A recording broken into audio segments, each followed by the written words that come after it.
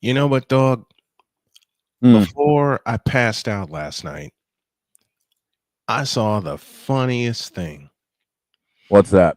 I saw a podcast on YouTube that was ripping the Chicago Bears worse than we do. And I'm a native Mm, Chicagoan. There's somebody who rips on Caleb Williams worse than us. He was until he said, we can't put everything at the feet of Caleb Williams for this past loss. Yeah, he's got a point. He's got a point. More on that later. Let's go.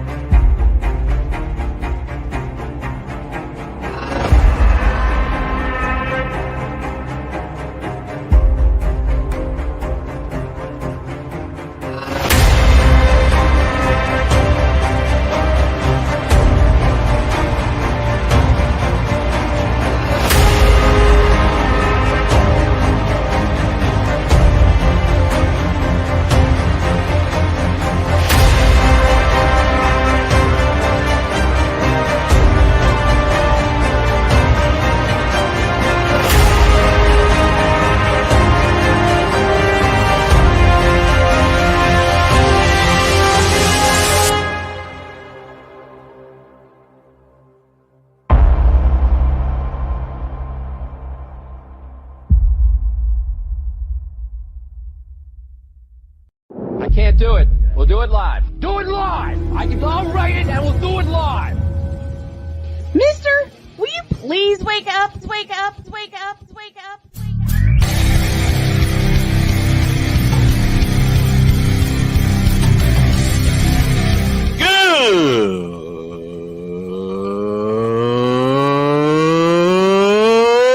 Good morning. Snowman here to all you Brock Purdy and San Francisco 49er haters. Shut up. I got to thank you, Shane. I mean, whatever happened to the games where breaking 100 points was, I don't know, unusual?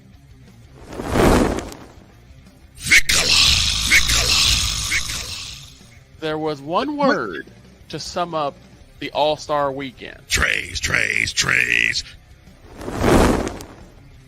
Cause we take this job so serious. Splash Brothers, yes. Ray Allen, replace him with Steve Kerr. Reggie Miller, yeah.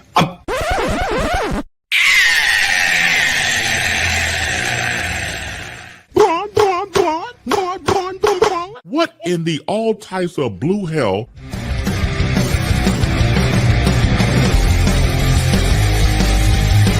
Oh, yeah!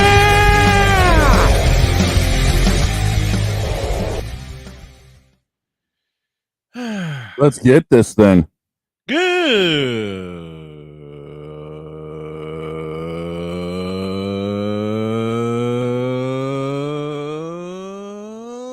morning. Welcome to the Wacky Wednesday edition of Snowman in the Morning. Glad to have y'all with us. We missed you yesterday. We got Back. some changes that we're going to make at the top of the year. This first hour is presented by BetUS.com. BetUS.com, where the game begins. Use code Snowman for a 125% deposit match on your deposit. Man, do we have a lot to talk about today. And we got an old friend dropping by a little later. Oh, crap. He's already got the grin. That tells me everything. What? When you get that eating grin on your face, man, I usually got to strap in and get ready for something huge. Aren't you always? No, I don't have the belts on right now. I just let things happen, man. No comment. Shut up. Too easy. It's too easy to pick on you this morning. Shut up. What in the all types of blue hell? I can't even complete the question because I'm laughing. Yeah.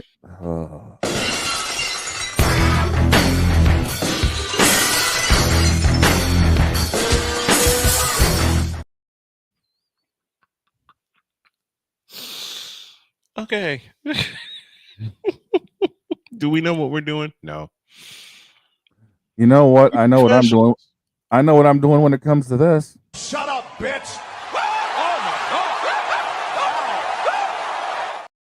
And this. So I realized that I think, even though it's not advertised, Right. there has to be a place for stupid people. We don't know because we're not stupid, so we don't know anything about it, like a secret club society. Oh my gosh. So I come to the conclusion that he graduated from SU, stupid university. Yeah, all the stupid ass letters that go along with graduating, high honors of being stupid. I can't do no more, man. Vámonos, dominos, vámonos. Stupid university, where everyone graduates. Magna cum stupid. I told you that was too easy. We ain't professionals. We just act like it on TV. We just act like it. The NBA Cup. Thank God.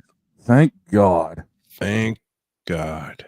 Don't have to see those ugly ass courts anymore. Don't have to see the courts. Don't have to, at least for another year, don't have to see the courts. Don't have to see the uniforms. Don't have to hear about the damn thing. I hate to say it, but I think we're going to end up seeing the uniforms because a lot of teams did wear their quote unquote cup jerseys during non-cup games. Oh, no. Don't tell me that. Mainly the Lakers. Tell me that. Mainly the Lakers did that. Well, it is Wednesday. Be warned, everyone. I know. Yes. Yes, it is. My own wife said, baby, is it Wednesday? Yes. She goes, oh, Lord. Yep. We come back on one of those Wednesdays. Oh, yeah. We come back to that. Milwaukee wins the NBA Cup 97-81 over the supposed Western Conference contender in the Oklahoma City Thunder.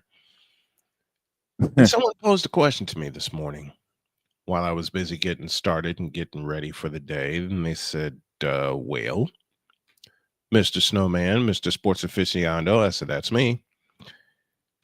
Is this an NBA final preview? Bishop, No. answer that question for me, will you please? Oh, you mean this? Hey, Bishop, you're up. Hell no. To the no, no, no. Hell to the no. Hell to the no. To the no, no, no. Matter of fact, this is what I chose for that NBA Cup supposed championship last night.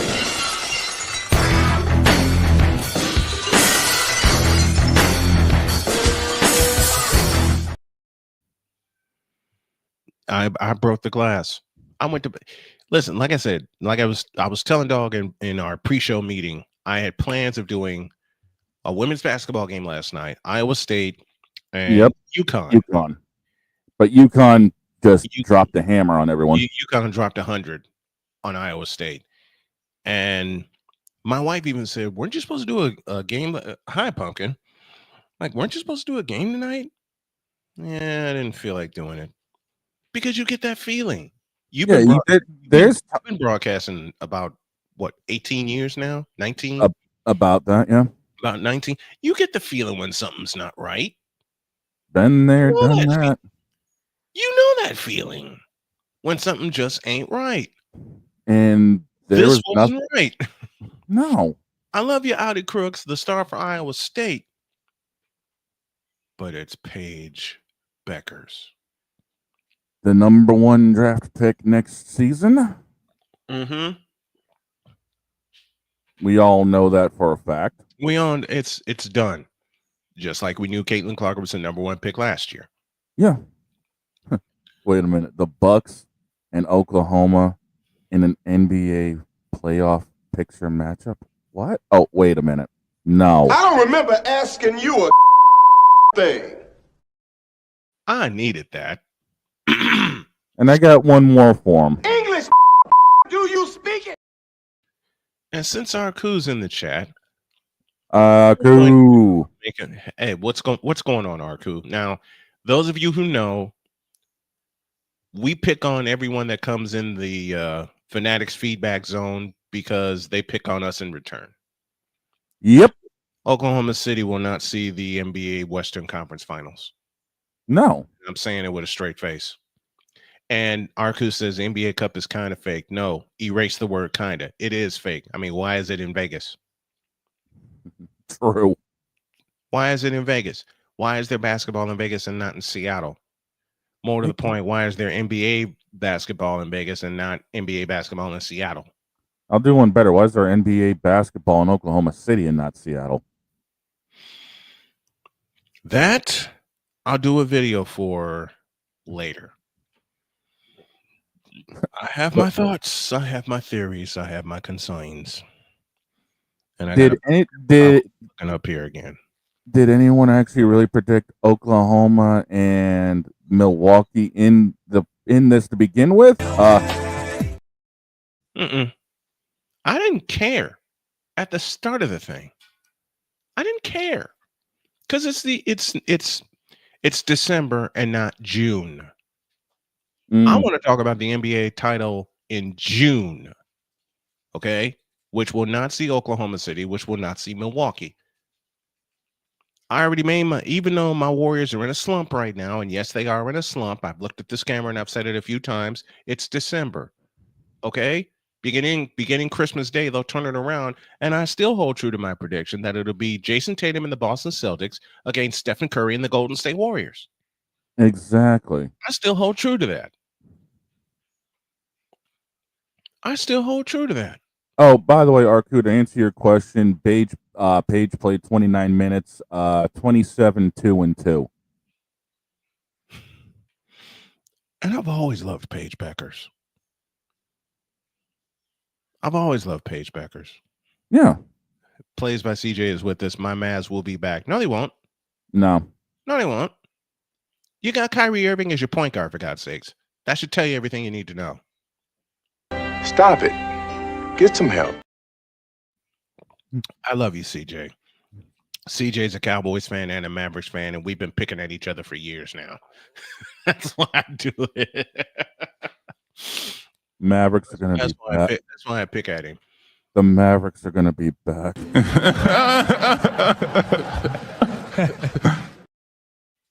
But we'll revisit this. I love you, CJ. CJ, a member of the BS3 network. If y'all haven't had a chance to go check out Plays by CJ on YouTube to see his reactions, his raw reactions to games, I suggest you do.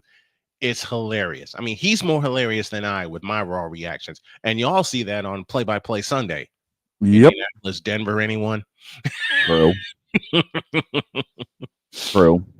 And if you think I have raw reactions, you ought to hear my wife. We have many times. I know you guys have.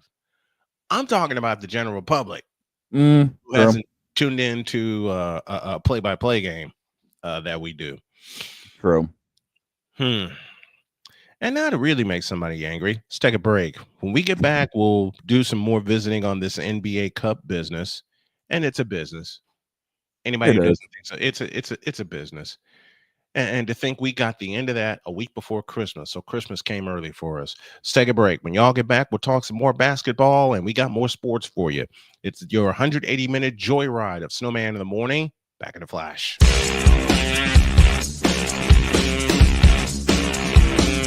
This is Snowman in the Morning.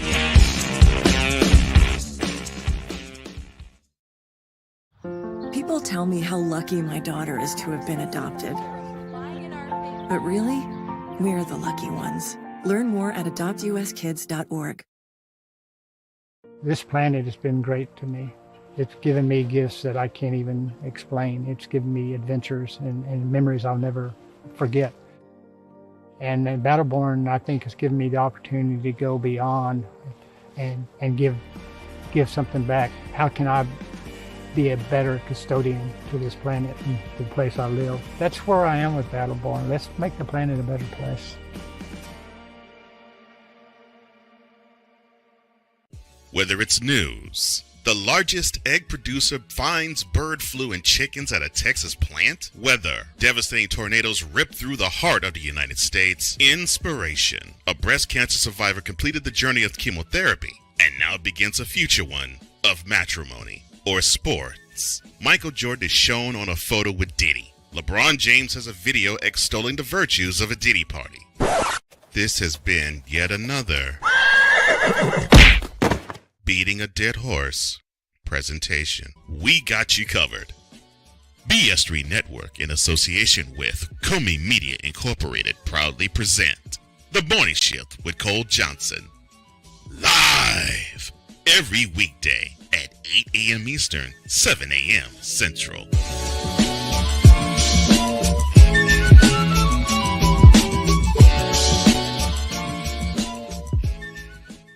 Here's an important message from the Diabetes Solution Center. Do you like pricking your fingers to test your blood sugar levels? No one does, but it's important to maintain your health. And now, by wearing a small remote device called a continuous glucose monitor, or CGM, you don't need to prick your fingers anymore. It's easy to use and helps you make more accurate diabetes treatment decisions. If you are testing your blood sugar 3 or more times daily, injecting insulin, or using an insulin pump, call the Diabetes Solution Center right now. And if you have Medicare or most major insurance coverage, you may be able to get a new CGM at little to no out-of-pocket cost. Shipping is free, and we'll even bill your insurance company for you. If you are testing your blood sugar 3 or more times daily, injecting insulin, or using an insulin pump, call the Diabetes Solution Center right now to learn how to end the painful finger sticks and get your own continuous glucose monitor, or CGM, at little to no out-of-pocket cost.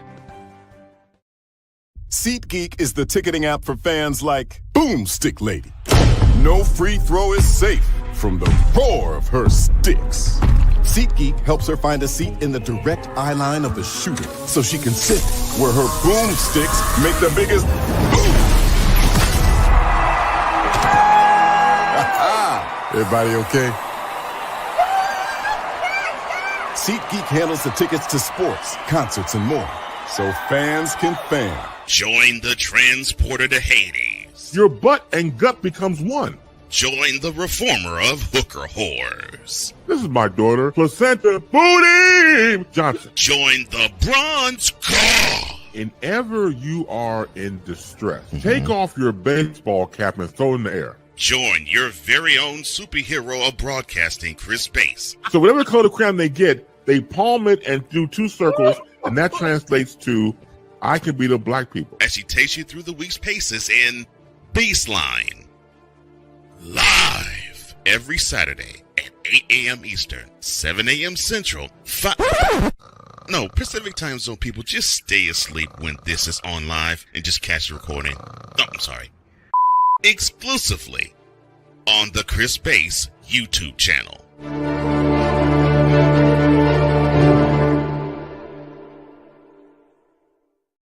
Mister, how do you operate this Twitter thing or this Instagram thing or whatever the heck? You're supposed to know all this stuff. Anyway, welcome back to the show. You know how you fix the NBA? As we welcome you back to the program. You know how you fix the NBA? You mean besides getting rid of LeBron James? Besides getting rid of LeBron, James Harden, Kyrie Irving, and the like. You get rid of the NBA Cup? Yeah, well, that too.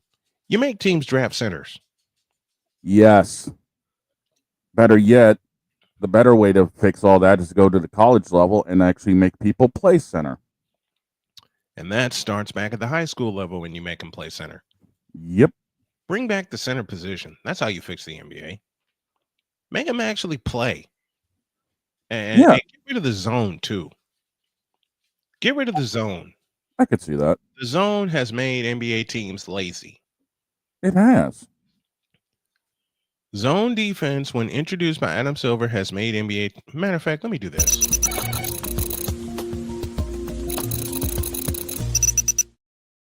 Oh, I was actually about to find that button. First of all, you make teams play center. Yep. You make players play the center position. You make them learn what it's like to be in the pivot and bang people around all day. And you send them to the Bill Laimbeer School of Playing Center. Center is just more evolved. No, it isn't. No, it isn't. There's everything wrong with the center. Matter of fact, give me this button right here. Plays by CJ. I'm going to make you angry because I'm about to tell the truth about the position of center. He wants to say it's more involved. Bullshit. They don't know how to bang around in a post anymore. You send him to the old school center. You send him to a couple of old schoolers. Hakeem Olajuwon, Bill Laimbeer, Abdul-Jabbar, maybe. Shaq Real Daddy. centers. Oh, they don't want to mess with Shaq. No, hell no. Shaq would destroy him. Shaq will run him over and kick him out. David Robinson. Gotta have the Admiral. Robert Parrish. The Chief.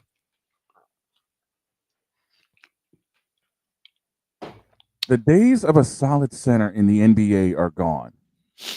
Yep. Because everybody wants to hoist threes. You know, and Jay said it on Monday. You don't let analytics dictate the game. Man, analytics. Hakeem, out of all those you just named, as CJ says, was probably the more evolved center that could play in dominant in today's game. Wrong answer. They all could. Dude, because Shaq would average 50 easily. Just being in the post alone.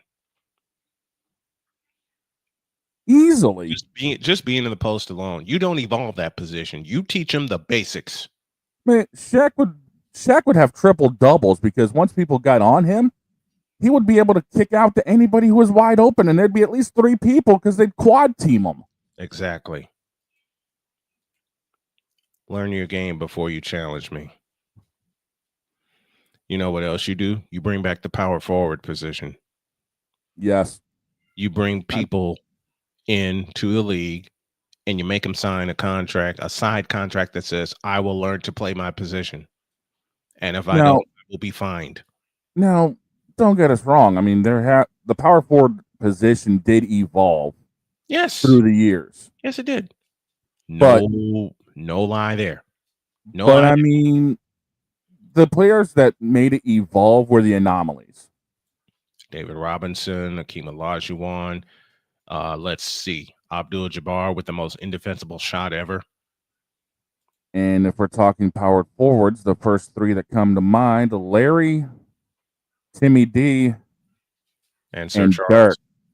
So yeah, you got Charles who played the prototypical, but I was thinking more along the lines of Dirk. I would add Dirk. You know what? Dirk's a good choice for at the power forward position. Also, another one, Robert Horry. Robert Horry is more of a shooting power forward, but he banged with the best of them. Charles, and that's the thing as well. That's the thing is the power forward position. Yes, you need to learn how to play close, but you also have to have the adaptability to have something from 15 feet and back. And the first 2 that did that for me when I started watching were Kevin McHale and Charles Barkley. Why don't y'all blame Steph Curry for ruining the game? It's pretty simple. Steph Curry turned what was an anomaly into a weapon. And then Steve Kerr had the smarts to turn it into a strategy and keep it within the context of the offense. That's why. LeBron ruined the NBA as we know it. Period, point blank, end of story. He ruined it. LeBron and the 4-letter network for ramming them down our throats. And up our you-know-wheres for many years. Facts. LeBron has ruined the NBA. I'll look in this camera and I'll say it all day long because it's the truth. LeBron has ruined the NBA with his somewhat style of play. And I say somewhat because he doesn't have a style. I say somewhat because he doesn't have the fundamental tools and has had it for 22 years. And before I go off on a tangent, let me keep this to where I wanted to keep it. Because I feel myself drifting already. Before you know it, it's going to end up turning into a confessional. That's next. Huh? But listen, that's how you fix the NBA. Giannis, I include you. You need to go to school for centers. Now, Giannis has developed a jump shot, yes. But you're 7 feet tall. That alone is an advantage. You don't need to be shooting out from 20 feet and beyond. Only when you feel like you have to. Look at Wemby. I'll give you an anomaly. Robert Horry. Yep. Robert Horry played both forward positions at Alabama and in the NBA. He, unlike LeBron, just happened to be equipped with a jump shot. Same with Dirk Nowitzki. Nowitzki can post with the best of them. He just happened to be equipped with a jump shot. Look at Larry. Bird did the same thing in the 80s.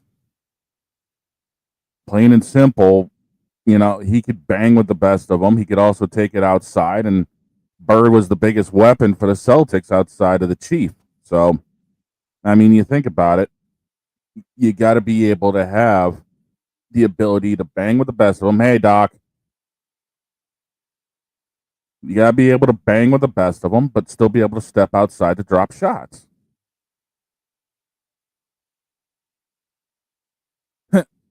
CJ, we'll work on that. Trust me. We'll work on that. We'll get with you. Hi, Doc. CJ, you ain't cooking on this show because you can't. You're a Cowboy fan. That should tell you everything you need to know about that. Like I said, I tease him mercilessly, okay? Don't worry. CJ, I tease you mercilessly, okay? Like I was saying a second ago, Bird can also qualify in that as well. Oh, Bird played all positions, okay? Listen, and what did Doc say going out the door? Doc said, you have an opinion? Never. That's why I'm sitting here laughing. Joel Embiid has been doing that, and look how his career is turning out. Give me this button here. Joel Embiid. Now, Joel Embiid. Now, you Joel Embiid fans are not going to like my next sentence. But Joel Embiid is a and he's a I mean, not wrong. And he's never going to win a championship. So, Joel Embiid, you can just go ahead and go away because you're not a center. You're not a player. Okay? The fact that Philadelphia lets you shoot jump shots, that should be your problem right there. The fact that you think you're Charles Barkley when you can't even stay healthy. Hell, Charles Barkley has played through the worst of injuries. The only thing that kept him off the floor for a full year was an ACL. Yep. That's it. 1999. Back when he was with Houston. Even Punkin agrees with that. Anyway. And CJ, of course I say this to you, Kennedy. Until you learn the game, don't come at the king. Because just in this chat alone, you missed several times over. That's Snowman's take. What's yours?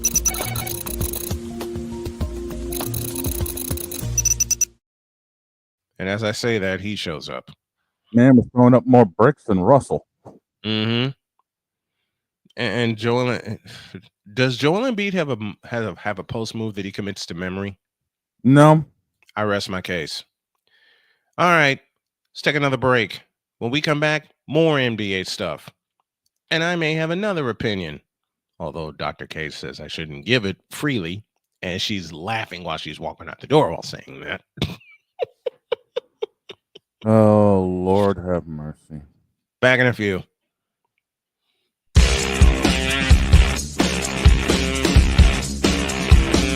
This is Snowman in the Morning.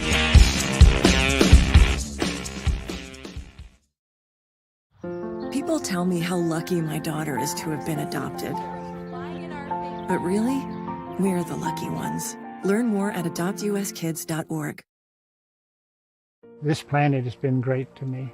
It's given me gifts that I can't even explain. It's given me adventures and memories I'll never forget. And Battleborn, I think, has given me the opportunity to go beyond and give something back. How can I be a better custodian to this planet and the place I live? That's where I am with Battleborn. Let's make the planet a better place. Whether it's news, The largest egg producer finds bird flu in chickens at a Texas plant. Weather. Devastating tornadoes rip through the heart of the United States. Inspiration. A breast cancer survivor completed the journey of chemotherapy, and now begins a future one of matrimony or sports. Michael Jordan is shown on a photo with Diddy. LeBron James has a video extolling the virtues of a Diddy party. This has been yet another Beating a Dead Horse presentation. We got you covered. BS3 Network, in association with Comey Media Incorporated, proudly present The Morning Shift with Cole Johnson. Live every weekday at 8 a.m. Eastern, 7 a.m. Central.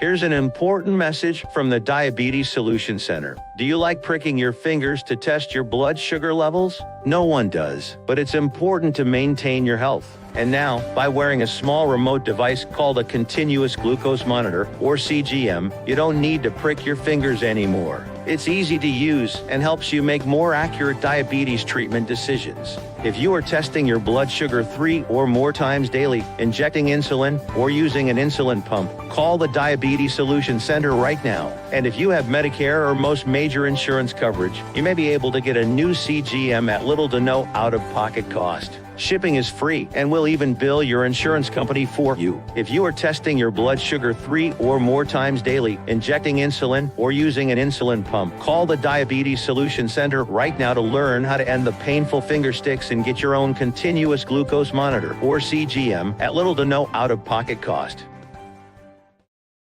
SeatGeek is the ticketing app for fans like Boomstick Lady. No free throw is safe from the roar of her sticks.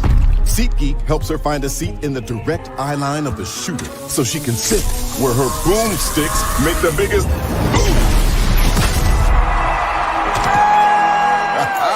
Everybody okay?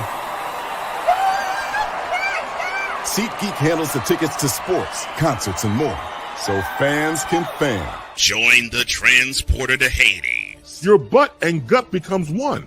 Join the reformer of hooker whores. This is my daughter, Placenta Booty Johnson. Join the bronze car. Whenever you are in distress, take off your baseball cap and throw it in the air. Join your very own superhero of broadcasting, Chris Bass. So whatever color crayon they get, they palm it and do 2 circles, and that translates to, I can beat up black people. As she takes you through the week's paces in Baseline.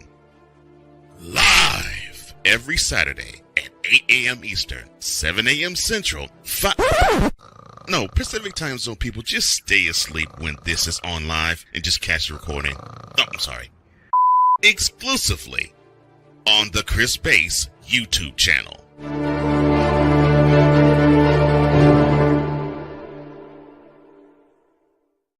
Mister, how do you operate this Twitter thing or this Instagram thing or whatever the heck? You're supposed to know all this stuff. Anyway, welcome back to the show. Well, as we wait for the boss man to get back, CJ, the problem with Joel Embiid is he relies too much more on his jump shot than he does banging in the post.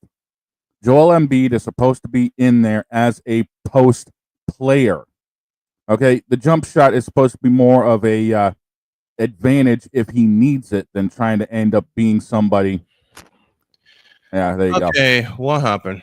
What happened? Oh, I'm just talking about the CJ about the fact that he's Embiid's supposed to be in the same category as everybody else. Who told this lie? In fact, I'll read it and address it myself. Joel Embiid is literally what y'all was talking about. He was banging down in the post and can shoot the 3. So what's the difference between him and the rest? I'll tell you what the difference is. First of all, your best ability is availability. And Joel Embiid ain't that. Second of all, Joel Embiid has a post game since when? Not since Kansas. Third of all, his shot selection. Dad, you're going to love me for using this. His shot selection is piss poor. Did I tell any lies? You know a center that had a better looking jump shot than Joel Embiid's and was more accurate? Hakeem Olajuwon. A fellow who I happened to meet one year. Does the name Dave Corzine mean anything to you? Ooh. Huh? I get it. You know a power forward who played center and had a jump shot and had a pivot jump shot that could scare anybody, including Joel Embiid? Jack Sigma. Ooh. How about that? I could see that. And I'm really going to piss CJ off by mentioning a name that, according to him and many others, I have no business mentioning in terms of forwards. Before I do that, Pumpkin. Okay. You know who that name is? Last name Chambers. Ooh. Man, Tom Chambers can run rings around Joel Embiid. Joel Embiid is soft as my... Pumpkin. Just lay up here, will you? Joel Embiid is as soft as my daughter's pillow. Okay? And he's softer than this chunky putty tat I got up here. Man, Embiid is softer than the toilet paper section in the supermarket. That's pretty soft. Joel Embiid and Ben Simmons deserved each other for the years they played together. You're not wrong. There was a Ben Simmons mention. What's wrong with you? What? Hey, CJ, have you ever seen Tom Chambers play? Tom Chambers was the predecessor to Dirk Nowitzki, a post game and a jump shot. And before there was Tom Chambers, there was Kevin McHale. Kevin McHale can run rings around Joel Embiid. Find the lie. Man, Ben Simmons has showed up more in this show than he has on the court. That's the truth. That's the truth. You won't get an argument out of me. But seriously, to those of you who have, listen, since Joel Embiid wants to shoot all kinds of jump shots, I'll give you a forward that had a jump shot, can post people up, was undersized, and still beat the hell out of people in the post.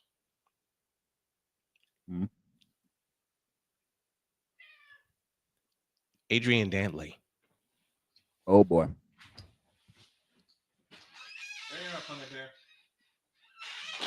You went there. You darn tootin'. Man, Adrian Dantley could beat Joel Embiid down the court blindfolded. Because Adrian Dantley knew his way around the court, unlike Joel Embiid.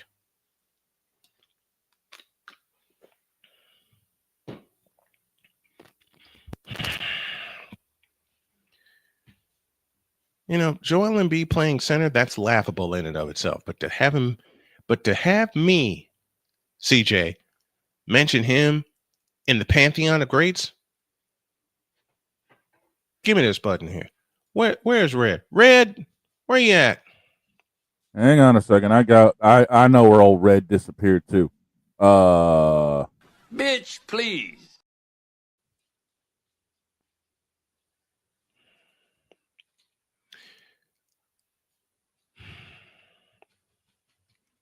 I got a better one for that. Go. Bitch, are you for real? Exactly. Do you even know? Hey, CJ, do you even know who Tom Chambers is? Because if you would have done your history, yes, he did play for the Phoenix Suns, but his career started in San Diego with the Clippers.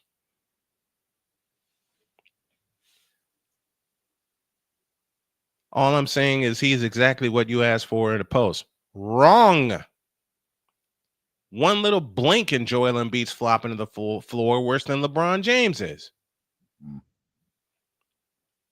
Joel Embiid is not a great center. He's not even a good center.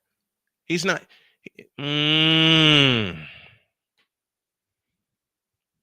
Joel Embiid sucks. Okay? All this ballyhoo, and he only played. You know how many years he played at Kansas? 1. Problem. Larry Johnson could run rings around him.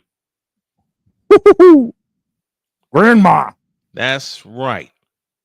Grandmama could run rings around Joel Embiid. I mean, Joel Embiid takes one shot to the chest and he's flopping around looking for a call. Meanwhile, 4 buckets have been exchanged by the time Joel Embiid gets his ass and the rest of them off the floor.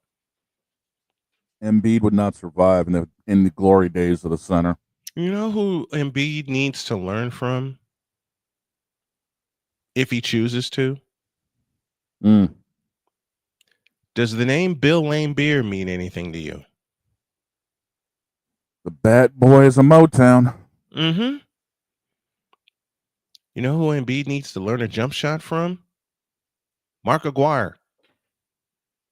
Oh. So, man, we're going to have to schedule something because I need to be on this show. I got to cook. You ain't got the materials to cook, man. You can't even come in the kitchen with me. You know who Embiid really should learn from when it comes to mental state being in the post? Rodman. Man, Dennis Rodman would be in his head in 2 seconds and Embiid would go running out the back door. Exactly my point. Hell, he could learn from Horace Grant. Wait a minute. Bill had no bag whatsoever. Really? Really? And he's one of the Pistons' all-time leading rebounders? Had a jump shot that'll put Embiid to shame? Was one of the original bigs that could shoot a 3-point jump shot, but only shot it within the context of the offense? Really? And you call yourself a basketball aficionado? Stop it. Wait, Michael? Michael? Hang on. Nope, wrong button. Got it. Stop it. Get some help. Man, get some help, will you?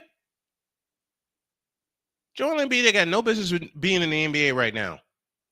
He's 11 years in and has not proven a blank thing. That's for that franchise. He was great for Detroit, but that's about it. Isn't that enough? Isn't that enough? Bill Laimbeer was one of the pieces of the identity of the Bad Boys. And you know what else Joel Embiid has never had? A great coach like Phil Jackson, like Chuck Daly, like Pat Riley, like Bernie Bickerstaff, like Cotton Fitzsimmons, like Paul Westphal, like Larry Brown. Huh? Any of those guys mean anything to you? Like Billy Cunningham, like K.C. Jones. Man says like he's Tim apples. Man says he's got a cook. English, do you speak it? CJ, I challenge you to come on the show with me because you don't have enough to hang in this kitchen. You ain't got enough to hang in any kitchen when it comes to NBA basketball, especially now with old Snowman here. I said it, and I mean every minute of it.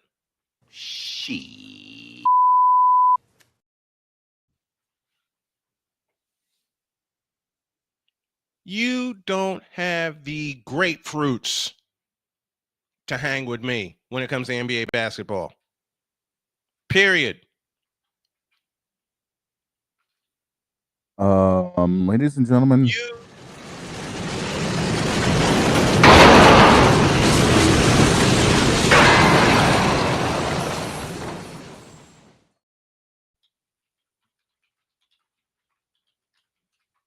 Yeah.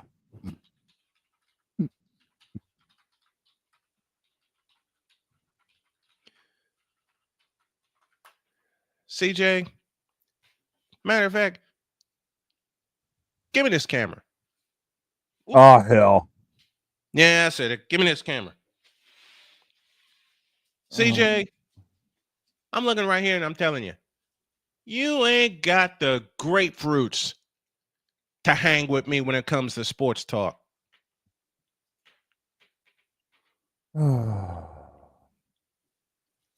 Walter Davis is probably not known outside of Phoenix, but he did great for the franchise, but he did nothing more than that. Dude, seriously? So you happen to mention one of my favorite shooting guards, the Greyhound, and you put that in your statement? I got you for this one. I got you. You fool! Thank you. You nut.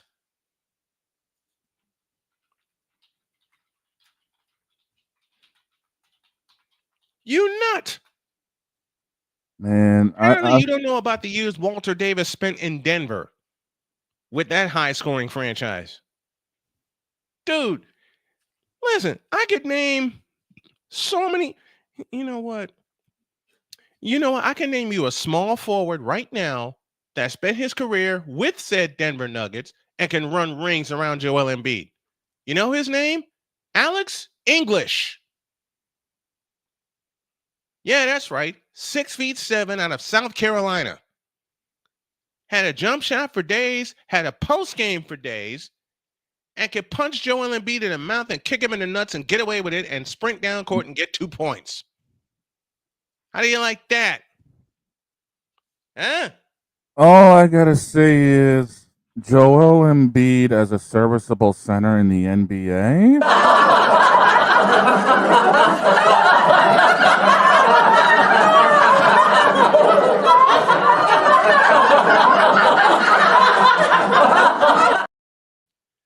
Is Walter Davis even a top 100 player? Yes. Is Walter Davis in any form of a great guard whatsoever? Yes. Which tells me you don't watch basketball, which tells me you don't pay attention to basketball. Because if anybody that talks old school basketball with me, they're mentioning Walter Davis. They didn't call him the Greyhound for nothing. CJ, I got a gift for you before we end up heading to break in the next 10 minutes. It's called this.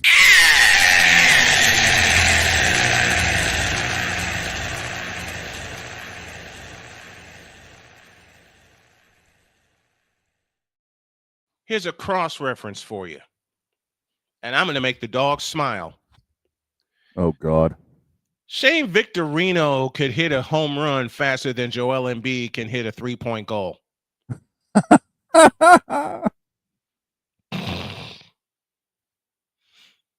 Victorino would last longer, too.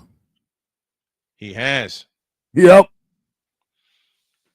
I'm going to look at no, you're not, because I'm going to look forward to watching that top 100 list in about 24 years. You'll see Walter Davis on there.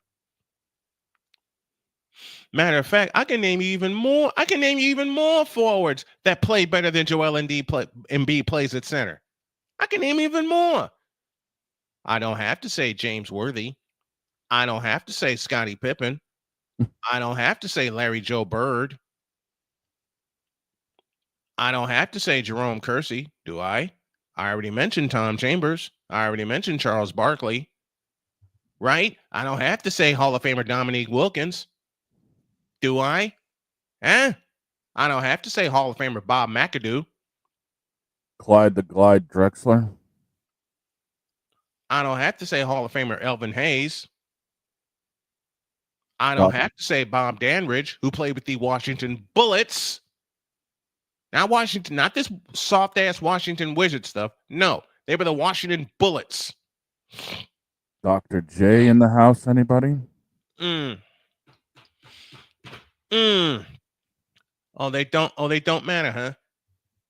Oh, they don't matter, huh? Then Joel Embiid plays smaller than the smallest version of Mini-Me on top of the world's smallest Hell in a Cell. Oh, God. Yes, I am channeling my inner Victor. And yes, I'm having fun with CJ because I love when CJ tunes in and drops these for us. All right, y'all got to understand. People pick on us and we pick back at them. That's it. Yeah, we just had a truth nugget drop by good old Damien. The problem with the NBA and sports in general today, it's gotten so soft and that all the players care about is money and fame more than the love of the game. I can name you a current forward right now that plays better than Joel Embiid. I can name you a current forward right now that plays better than Joel Embiid. Kevin Durant. Matter of fact, I'll go one step further. I'll tell you a center who didn't have a jump shot for nothing and yet can outplay Joel Embiid. Tell you that after the break. Yeah, we got a whole list, people, and trust me. And we're going to go through every one of them. Back in the deuce.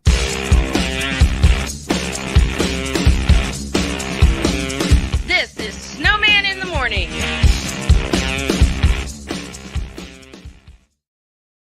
Are you ready to upgrade your coffee game? Prepare for an invasion of flavor with Invader Coffee. It's the caffeinated elixir that fuels champions, the blend that pushes boundaries. Whether you're battling deadlines or exploring uncharted territories, Invader Coffee has your back. Join the invasion at invadercoffee.com and taste the difference for yourself. Use the code SNOWMAN for 15% off your first order. Invader Coffee, veteran owned.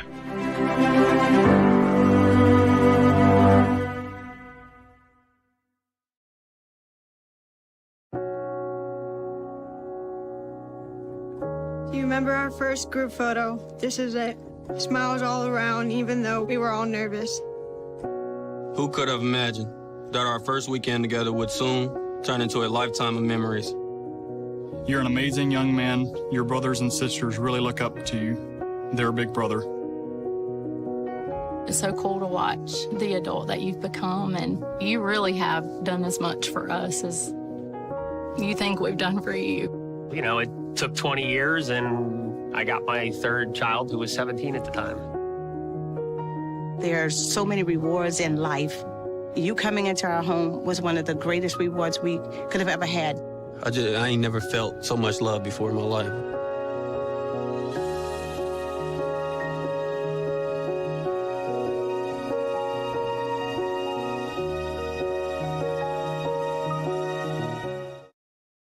SeatGeek is the ticketing app for fans like the High Five Strangers guy. Game-winning interception. First down. Just a nice, solid tackle. If you're in arm's length, you will be swapping skin with this extrovert. You see, he knows SeatGeek got him a great deal on tickets, so he can focus on what he does best, smacking palms. SeatGeek handles the tickets to sports, concerts, and more, so fans can fan. Quinn. Moment of clarity. I haven't watched BET in years. KP. Drake needs to come back with another triple platinum album. E. Digger. And then you have Ray J. Like, I can't stand that River Cricket. The Guru. Okay, the level of crack she's smoking, I don't want it. BS3 Network proudly presents the Knucklehead Chronicles podcast, where from card tips to hot topics to meep of the week, anything goes. Live every Sunday at 2:30 p.m. Central.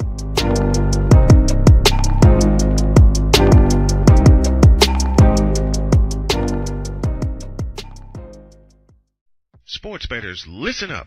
Your favorite sportsbook, BetUS.com, is back and in our 30th year of action. With live in-game betting, incredible odds with daily odds boosters, props and parlays, fast payouts, and exceptional one-to-one customer service, we got it all. And when you sign up today and use the code SNOWMAN, you will get a 125% deposit match on your deposit.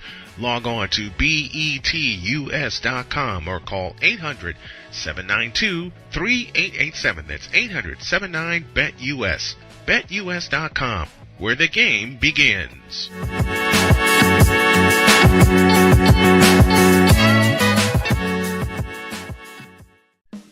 Attention sports fans, looking for the ultimate gear and apparel to show your team pride? Look no further than Fanatics, the #1 destination for sports enthusiasts. Visit snowmanmultimediasports.com today and shop a wide selection of officially licensed merchandise from your favorite teams and players. From jerseys to hats to accessories to collectibles, Fanatics has it all. Don't miss out on the chance to elevate your game day experience. Head over to snowmanmultimediasports.com/fanatics and gear up like a true fan with Fanatics. Officially licensed everything.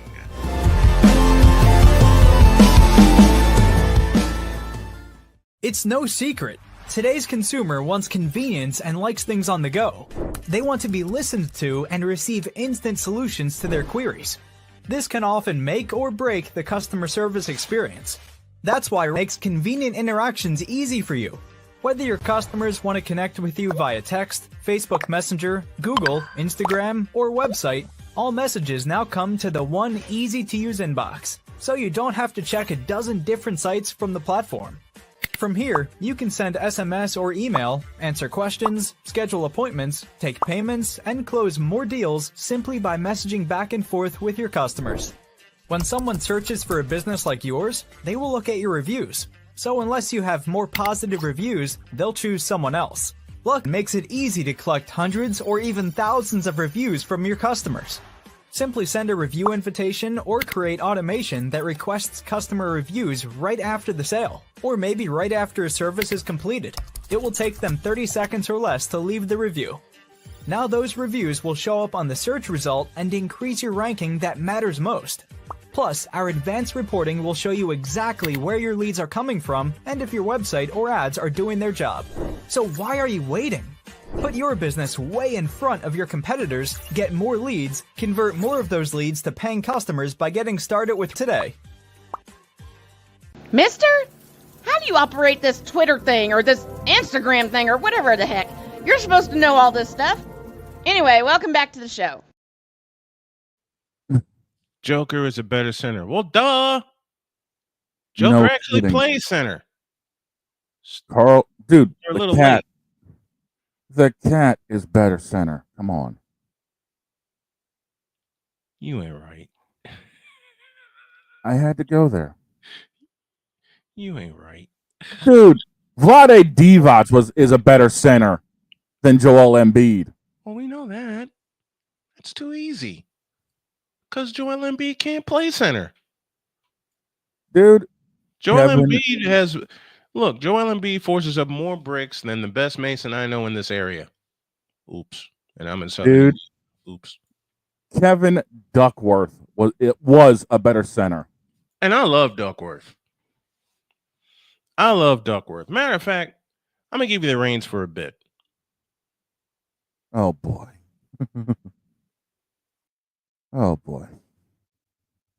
Talking about better centers. Hey, CJ, I'll give you someone else who's a better center. Al Horford. Yeah, I went there. Al flippin' Horford. Finally got the ring he deserved. How about them apples? All right, Pau Gasol was a better center than Joel Embiid. Give me a break with this. Joel Embiid's a good center. Come on.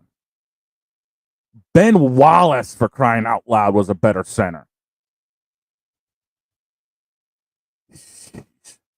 Coming at us with this Embiid bull. Man, come on now. Saying Joel Embiid's a good center. We gotta pause that.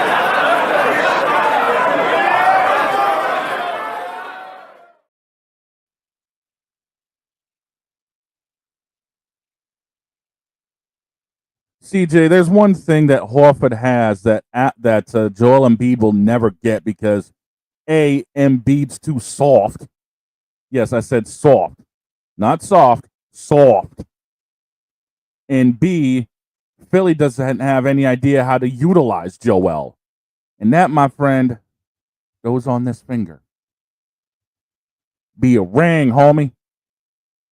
Embiid will never get one.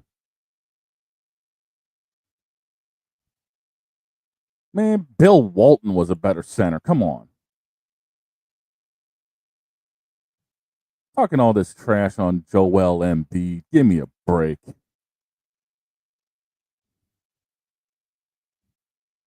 Dude, I'll give you another one. Brad Daugherty. There's a name for you guys out in Cleveland. Brad Daugherty.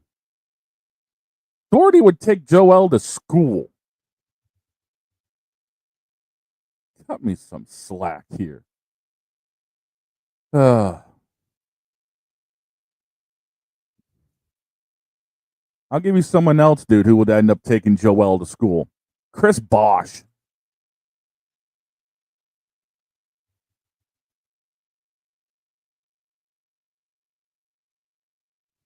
Don't bring up the ring situation. Dude, the ring is a telltale.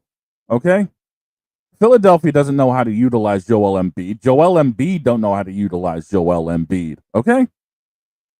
Joel Embiid has got way too many problems to even think he's a center right now. All right, he thinks he's a shooting guard that's 7 feet tall. He jacks up more shots than most anybody. And he falls apart come playoff time.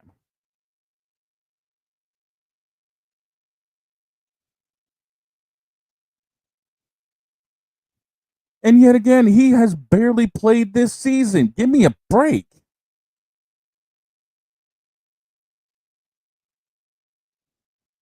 Where has this man been all season long?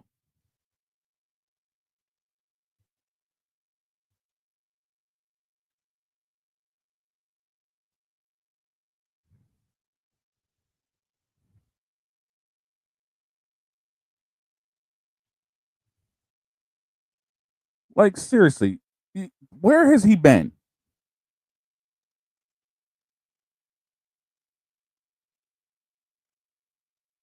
Bill Walton was not, fragile as hell. The games he played, Bill Walton was far superior than most any center we've got in the game right now. Cut me some slack here.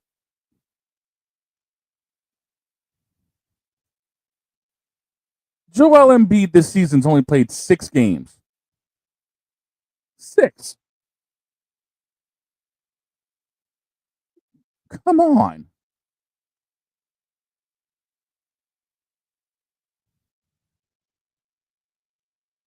This is ridiculous.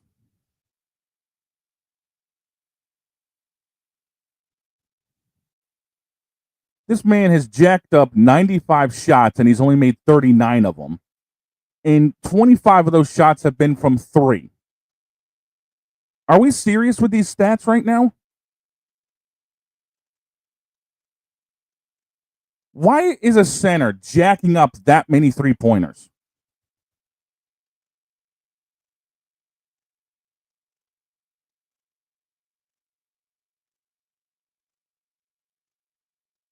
Dennis Rodman would cook Embiid in his wedding dress.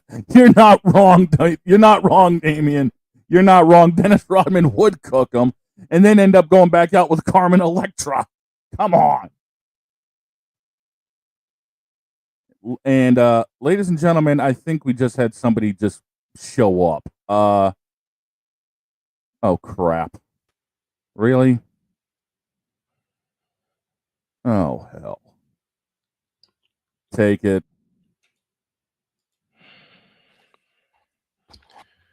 Joel Embiid, you's a bitch.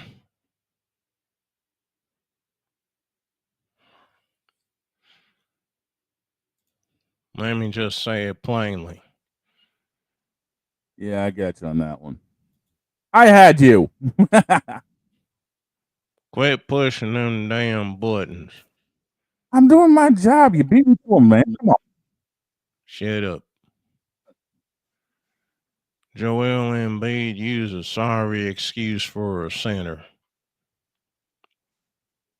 There are so many players, past, present, maybe future, that are better than you. Ain't even funny.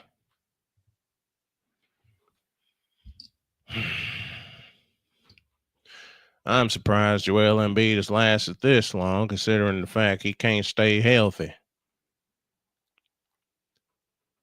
And yes, CJ, Bill Walton played a better center.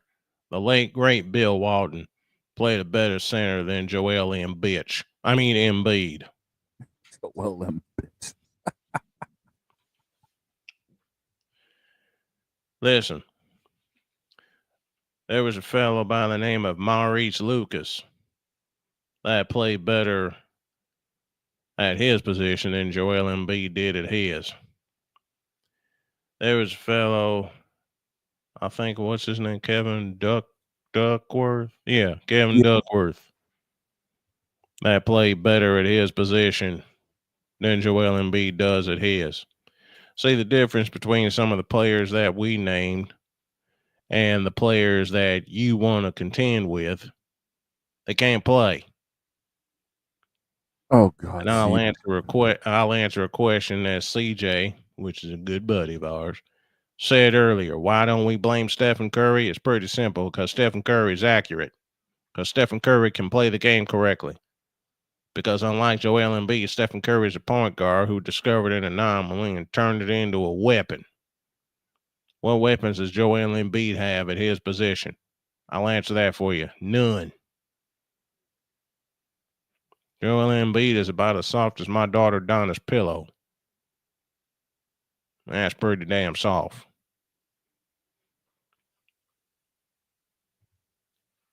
I'm out of here. I ain't got nothing left. Oh, dear God. It's going to be that type of day. It's going to be that type of day.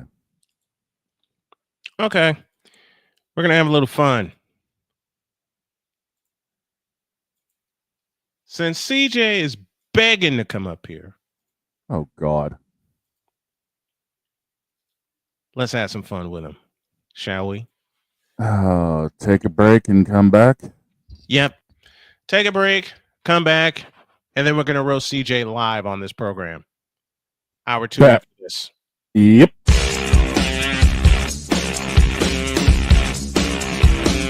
This is Snowman in the Morning.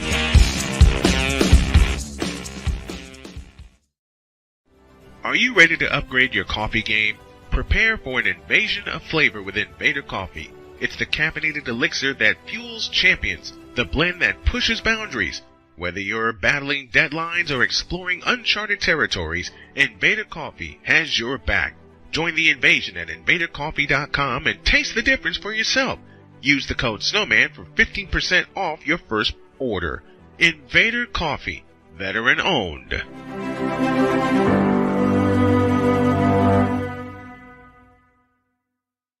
One of the great things about ordering meals from Mother of Macros is that you can do it from the comfort of your own home. Click the national or local delivery link to access the menu, and we'll ship the meals right to your door. We understand you won't always have time to plan, shop, prepare, and cook to provide healthy nutrition for your family, so the process is simple and saves you hours. We know you're busy, so our meals are professionally prepared and packaged. You only need to heat them up and enjoy. We provide macro-balanced, delicious meals chock full of fresh, local ingredients with none of the stuff you don't want to eat. Plus, our menu changes every week, keeping your taste buds wanting more. We take care of your meals so you can worry about everything else on your list. Mother of Macros.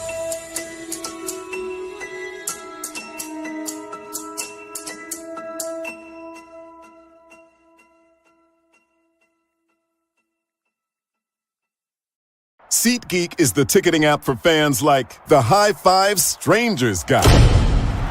Game-winning interception. First down. Just a nice, solid tackle. If you're in arm's length, you will be swapping skin with this extrovert.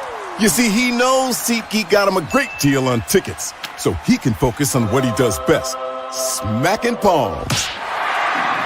SeatGeek handles the tickets to sports, concerts, and more, so fans can fan.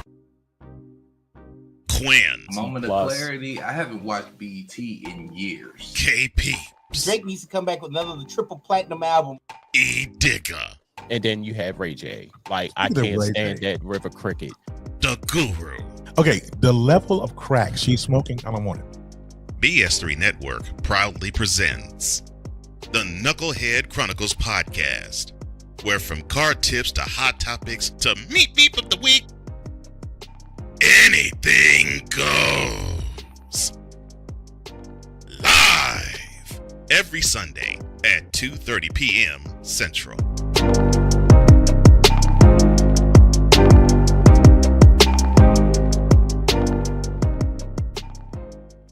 During bad weather, driving can become downright dangerous. What's your emergency, please? Trust Battle Vision Storm, the revolutionary glare reduction glasses that turn your sight bright during bad weather at night or during the day. Watch your ordinary vision become extraordinary. Battle Vision Storm uses light optimizing lenses that block blue rays so you see clearly in heavy rain at night or blinding snow during the day. Heavy rain, snow, sleet, or fog can make it impossible to drive. Not with Battle Vision Storm. Get your Battle Vision Storm for only $19.99. But wait, due to rising costs and supply chain shortages, this may be your last chance to get your very own at this low price. There is a strict limit of 4 Battle Vision Storm per order while supplies last. Don't wait, order now. Call 1-800-483-6319 or visit battlevisionstorm.com. So call 1-800-483-6319 now. Mister, how do you operate this Twitter thing or this Instagram thing or whatever the heck? You're supposed to know all this stuff. Anyway, welcome back to the show. So he finally got the nerve. Oh, Lord. Start hour 2. He's wiggling around in his car because he knows he's going to get roasted. Here's CJ. He's with us right now. What's going on, man? Hey, I like that. That was good. I've been wanting to get you on here for a while. How you been? You been okay? I've been all right. I'm actually, man, my voice sounds a little cracked, a little shot right now because I'm just recovering from a respiratory infection, man. Oh my God, it was bad, but I thought it was all those reactions where you were losing your voice. Probably, you know what? Probably that too. Like, I'm not gonna lie to you. That's probably like not healthy for me. The way I be screaming after every pick, after every miss. But you know what? Hey, listen. Hey, we can't talk about the Cowboys today. Maybe another day. Honestly, there's nothing to talk about. But Man, you ain't had nothing to talk about in Dallas for ages. Let's be real. The Mavericks. Who are they? But the team that went to the and got spanked one-handed by Jason Tatum. Hey, so where was the Warriors at? We were sitting at home getting spanked by the King. Just to make sure. I just wanted to make sure. Okay, but which one of our teams has the most recent championship? That would be the Dubs. Thank you very much. Right. You're right. And we had to go. No, you're right. And the bad part is we had to go through Luka and the Mavericks to get there. Okay, so everybody's cool on that. If y'all don't know about CJ and I have been picking on each other since we met. Yeah. All right. So I finally had to get him on here, just to have fun with him. And he's been begging to come up. He's been begging to come up here because when he gets a chance and he tunes in, he's like, man, you can't talk about my team like that. Why not? You do. Hey, we actually had that exchange. He said, you can't talk about my team like that. You do. He said, that's different. I'm a fan. Exactly. So am I. Yeah. I crossed him up like that. That's all right. Hey, listen. Hey, today we're we're talking about. Listen, I just heard some egregious comments about about some of these basketball takes, man. I'm really. And they're not egregious. They're true. Hold on. Here's the point. Yeah. Did you get something to drink? Right. Because well, I actually need to. Listen. So my work got a little. From someone that has been there with respiratory infection, and that happened to me while I was on the air. You gotta have some liquid. Trust me. Take it from somebody who's been there. No, that's okay. I'm like 5 minutes away from my job. So when I get to my job and when I get set up on my desk, I'll have some water. Okay. And, I have my own office and stuff. So what's so egregious about some of the players we've mentioned? Okay. So let's start with Joel Embiid. So first off, hold on. So first, let me tell y'all this, right? When I tell you, I'm like, my feelings on Joel Embiid has changed. Mine hasn't. He was soft when he came in, and he's soft now. No. I think this, right? Wait a minute. Okay, so what are we calling soft? Are we calling Joel soft? Embiid, that's what we're calling soft. James Harden, that's what we're calling soft. Okay, now are we calling them soft because of what? Because of injuries? Are we calling them soft because of what, failures to make playoffs? Like, what are we calling soft? Option Just so I C, can know all of where the to go. option C, all of the above. Okay. You ain't gonna Understood. sneak one, CJ. You're not gonna sneak one past me because I haven't had a chance on air to make you laugh yet. No, I got you. I'm just gonna sit back and watch you two go at it here. No. So okay, no. So first, so we're talking about Joel Embiid, right? So why is Joel Embiid considered soft when Have you during seen the him play? I have Have seen you him seen play. it? Have you I've seen also, him play? yes, I've seen him play, and I've also seen him play through injuries. I've also seen him play through illness. I've also seen it play because literally, to be honest, I really blame the Sixers organization because they're the ones that keep on.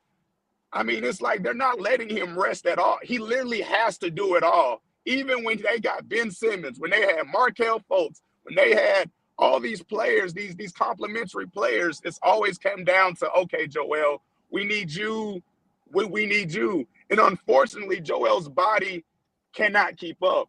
But it's the fact that he still tries to give it his best. Yes, he be running slow on the court.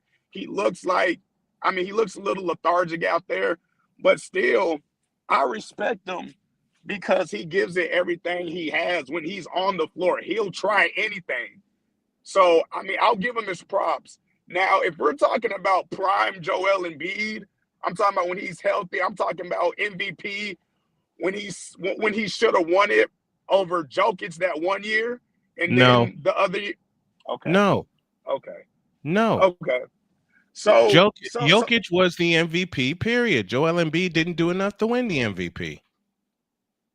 I feel like it was opposite. I feel like the year they gave it to Joel Embiid was when they should have gave it to Jokic, and I feel like when Jokic won it, they should have gave it to Embiid. Wrong. That's how I feel, honestly. I feel like that's what's Jokic earned it. Jokic has earned the MVP. So did Joel Embiid. No, he hasn't. You tell me a reason why you think Joel Embiid, dear God help us, this could be a long list, deserve the MVP over Jokic.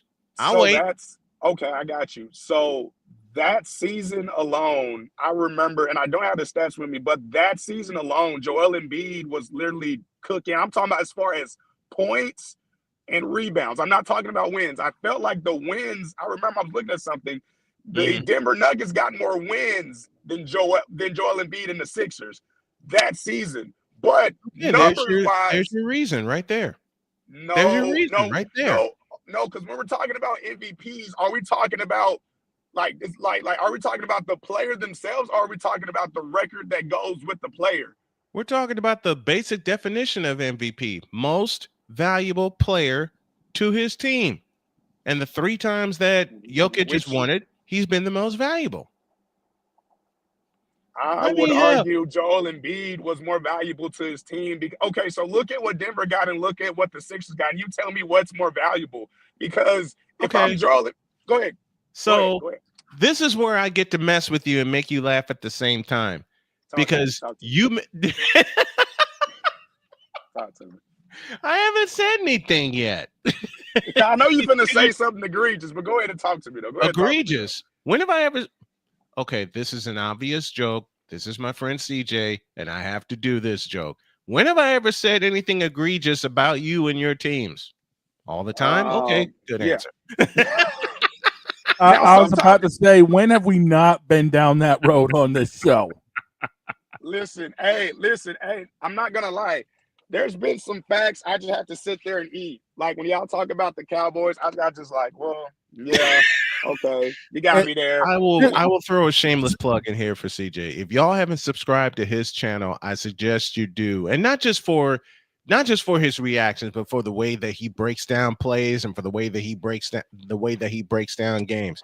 I'll tell you what turned me on to CJ is this year, as a matter of fact, when the Cowboys played the 49ers, I was out driving. Yep. And I saw his initial reaction after the fourth and 10. And I'm sitting in my car dying because I think you showed a shot of the score. And then he just went completely off. Yeah, that was. Give me 1 second. I'm getting some office and stuff so I can. I was about to say, dude, don't feel bad about being a Dallas fan. I'm a New England fan. It could always be worse. Hey, we've all gone through it this year. All right, we're up against the break, but CJ, feel free to come on the show anytime, man. We love you. Thanks for coming up, man. And you and I will have a podcast together soon. I promise. Listen, wait, before we go, we definitely need to when my voice gets right, we definitely need to go back and forth because those list of players you named, that was better than Joel Embiid. Some of those was egregious. You probably maybe said two CJ, players that I was like, okay. CJ, I got a longer list than that. Listen, CJ. Go ahead. I have a longer list than that. Hey, don't even get me started on LeBron. Don't even get me started on Don't LeBron get and your me boy Steph. Don't get your me boy Steph Curry. Listen, Steph is better than LeBron, and he has been since he's been in the league. I'll leave you with that. Get going, man. We love you. We'll talk to you soon. You got it, man. I got a feeling the next time he's on here, it's going to be at least 40 minutes. At least. We got to have him on longer. He was on his way to work, but I'm glad. Yeah. CJ, I'm glad you came up for the time that you did. Our boys from the Strikeout Beer podcast are with us this morning. Rapid Dave is with us. What's up, Dave? Are you not entertained yet, folks? And to think that we're just heading into halftime here. Oh my gosh. And I got a surprise for hour 3. Oh boy. But we got to complete hour 2. And to complete hour 2, wrong button. No. Wrong button.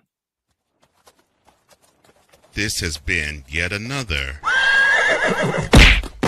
Beating a Dead Horse presentation. Hell. We're only heading into halftime. We still got to have an hour before we end hour 2. Game 7. Something Joel Embiid will never see. He did see it. Jason Tatum just gave him 51 points. Oh, yeah, that's right. What in the all types of blue hell? That's got to be what Joel has said. I feel if Joel was on a better team in a better situation, his career may last longer. Yeah, but the problem is he's playing on a 76ers team that's got ownership that's just complete. Somehow I saw that button coming. Somehow I saw that button coming. Yep. How many names did we drop today? 25-ish, I want to say. Mm-hmm. And there's plenty more. We haven't gotten to the Hall of Famers. Man, I brought up Chris Paul. I love CJ. He's so much fun to hang around. He's just, don't get me started on LeBron. Don't get me started on LeBron. I was about to say we do not need another bronze sexual confession, at least this early. Well, crap. Save it for after the break. Mm-hmm. We're back in a deuce.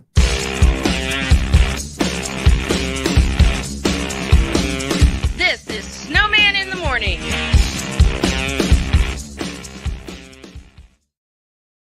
Are you ready to upgrade your coffee game? Prepare for an invasion of flavor with Invader Coffee. It's the caffeinated elixir that fuels champions, the blend that pushes boundaries. Whether you're battling deadlines or exploring uncharted territories, Invader Coffee has your back. Join the invasion at invadercoffee.com and taste the difference for yourself. Use the code SNOWMAN for 15% off your first order.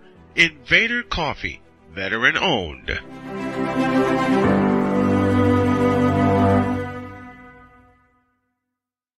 One of the great things about ordering meals from Mother of Macros is that you can do it from the comfort of your own home. Click the national or local delivery link to access the menu, and we'll ship the meals right to your door. We understand you won't always have time to plan, shop, prepare, and cook to provide healthy nutrition for your family, so the process is simple and saves you hours. We know you're busy, so our meals are professionally prepared and packaged. You only need to heat them up and enjoy. We provide macro-balanced, delicious meals chock full of fresh, local ingredients with none of the stuff you don't want to eat. Plus, our menu changes every week, keeping your taste buds wanting more. We take care of your meals so you can worry about everything else on your list. Mother of Macros.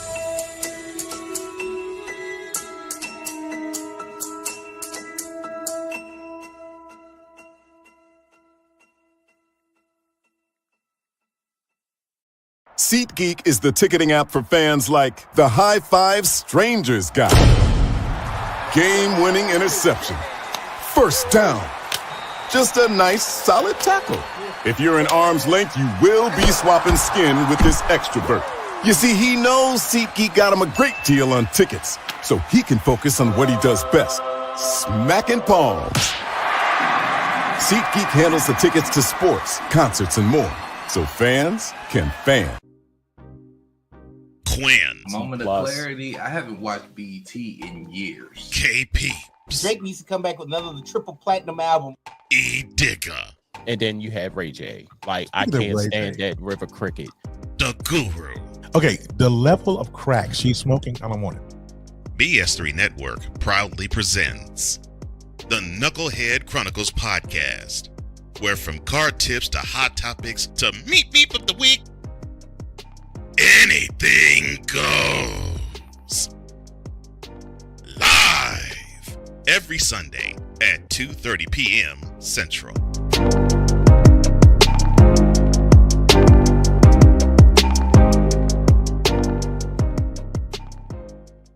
During bad weather, driving can become downright dangerous. What's your emergency, please? Trust Battle Vision Storm, the revolutionary glare reduction glasses that turn your sight bright during bad weather at night or during the day.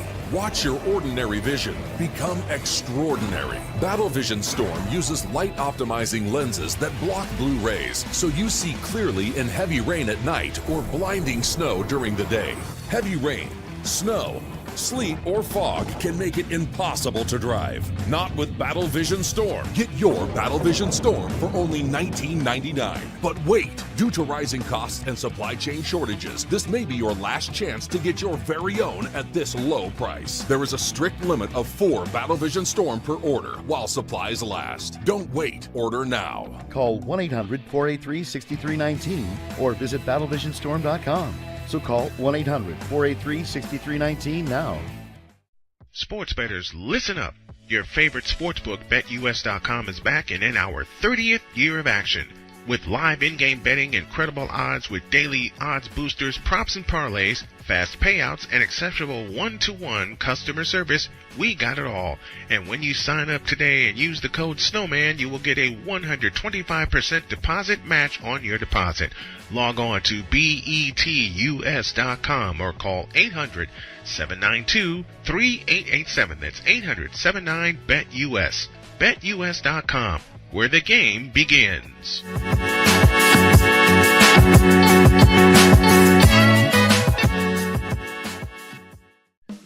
Attention sports fans, looking for the ultimate gear and apparel to show your team pride? Look no further than Fanatics, the #1 destination for sports enthusiasts. Visit snowmanmultimediasports.com today and shop a wide selection of officially licensed merchandise from your favorite teams and players.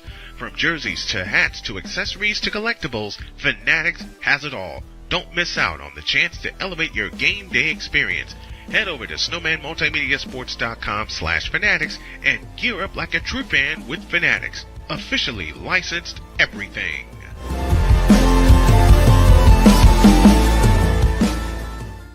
It's no secret. Today's consumer wants convenience and likes things on the go. They want to be listened to and receive instant solutions to their queries. This can often make or break the customer service experience. That's why it makes convenient interactions easy for you. Whether your customers want to connect with you via text, Facebook Messenger, Google, Instagram, or website, All messages now come to the one easy-to-use inbox, so you don't have to check a dozen different sites from the platform. From here, you can send SMS or email, answer questions, schedule appointments, take payments, and close more deals simply by messaging back and forth with your customers. When someone searches for a business like yours, they will look at your reviews. So unless you have more positive reviews, they'll choose someone else. Luck makes it easy to collect hundreds or even thousands of reviews from your customers. Simply send a review invitation or create automation that requests customer reviews right after the sale, or maybe right after a service is completed. It will take them 30 seconds or less to leave the review. Now those reviews will show up on the search result and increase your ranking that matters most. Plus, our advanced reporting will show you exactly where your leads are coming from and if your website or ads are doing their job. So why are you waiting? Put your business way in front of your competitors, get more leads, convert more of those leads to paying customers by getting started with today. Mister? How do you operate this Twitter thing or this Instagram thing or whatever the heck? You're supposed to know all this stuff. Anyway, welcome back to the show.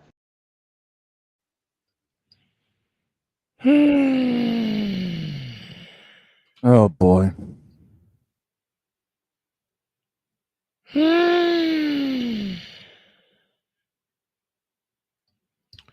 Oh boy. Oh, brother. Please tell me I don't have to hit the button.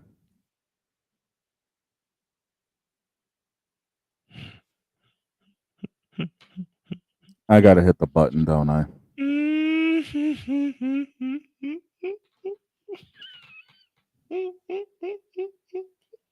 I'm going to hit the button.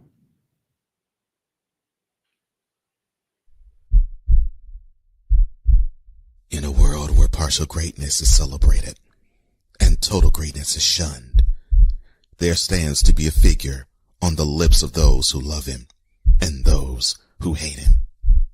The inane comparisons to Michael Jordan and Kobe Bryant continue and has existed since 2003. There is no end in sight, for the battle between those who unconditionally love and unconditionally hate him wages on. These are their stories. Welcome to the Bronzexual Confessions.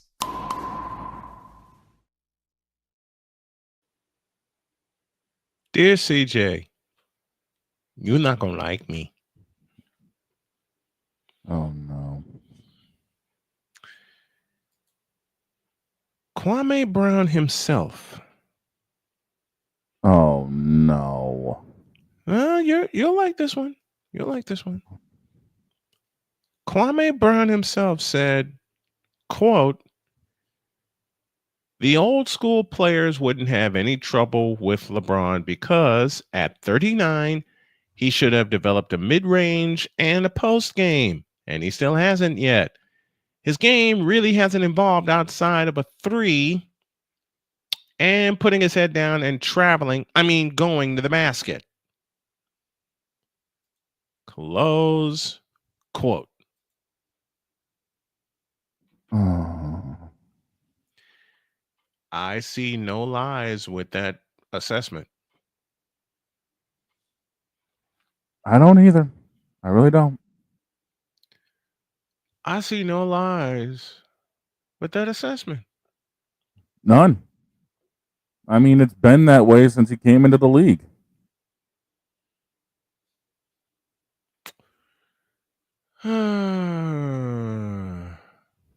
But then, oh God. But then what? you got where to go? Where to go? But you know what? First, This moment of bronzexual stupidity is brought to you by Hooked on Bronix. When you start talking like an idiotic bronzexual, Hooked on Bronix can set you right. Call 1-800-YO-KANG. Real LJPM, now approve all this. Paid for by the city filth. and that's why they're going broke. Yep.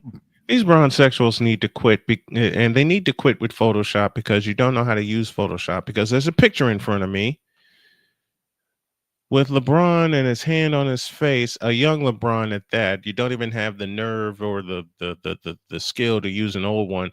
It says, if I play in the Jordan era, I easily average 70 points per game and 15 rebounds. No. Come on, you bronzexuals. Really? You're going to do that? No. He does not average 70 points and 15 rebounds per game. Not a chance. He can't even average 30 in a game. Hell, he can barely average 27. And Michael Jordan's career average is 30.1. These idiots said in the heyday of the game, LeBron would average 70. Uh-huh. Mm-hmm. So I realized that I think even though it's not advertised, right, there has to be a place for stupid people. We don't know because we're not stupid, so we don't know anything about it. It's like a secret club society. Oh my gosh. So I come to the conclusion that he graduated from SU, stupid university. Yeah, and all the stupid ass letters that go along with graduating high honors of being stupid. I can't do no more, man. Aminos, dominos, vamonos. Stupid university. Where everyone graduates. Magna cum stupid. Dear bronzexuals, you know what Jordan had that LeBron has never developed? A post game. I was going to say defense. Well, that's obvious. Dear bronzexuals, you know what MJ came into the league with and only got better at it? Again. LeBron has never gotten better at? Again, defense? A jump shot. And Charles Adderley is with us, so is A Pizzle. Good morning, gentlemen. And y'all came at the right time, too.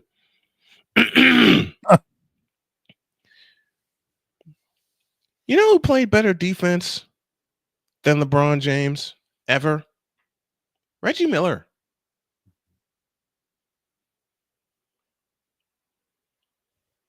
And I love the hell out of Reggie.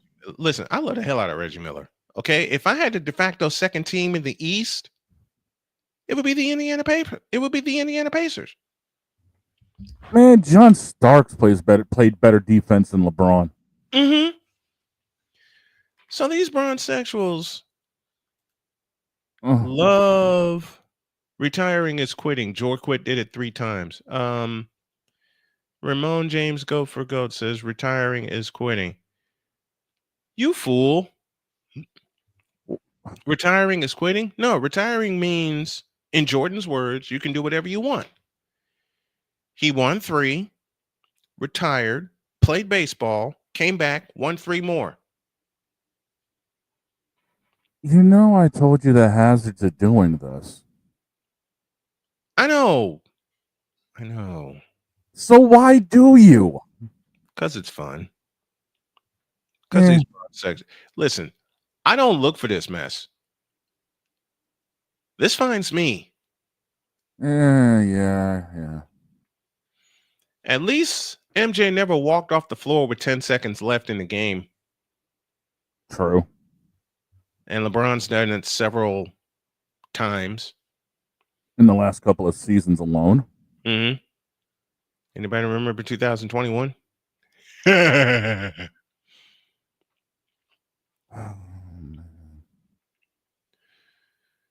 And then you got this Cobb Buddy character that says LeBron James in the 80s would have averaged 40, 15, and 12.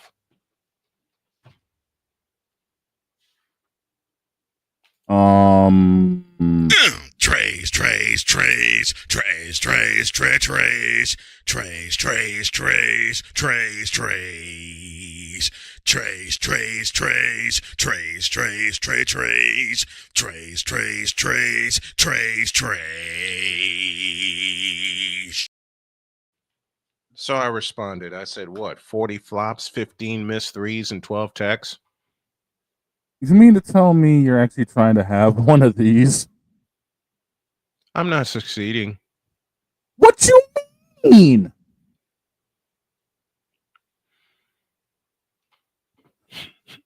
Oh, dear God.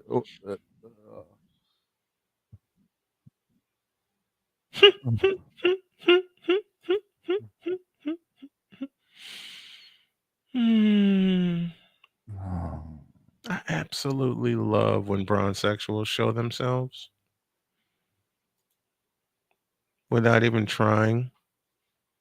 Don't even have to try for this stuff.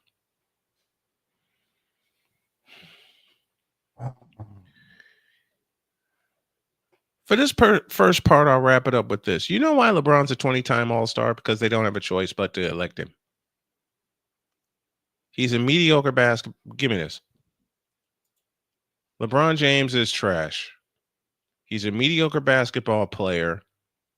And unlike you people, you bronsexuals that celebrate your king, I know what good basketball is and you don't. Wait a minute. First part? You mean to tell me there's more? Mm-hmm. Unfortunately. So for this first part, I'll say, get out of my face, you thirsty bitches. In a world where logic and sense flies completely out the window, while purple and yellow glasses are donned, rises a figure who encourages ridiculous, undying loyalty. Good Lord, I'm about to throw up.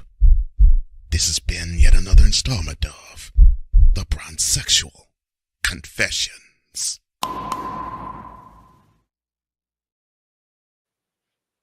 The fact that there's more, I'm already dreading. You shouldn't. Why? Because you're going to smile. Somebody decided to post a resume. I'll tear it to shreds when y'all get back.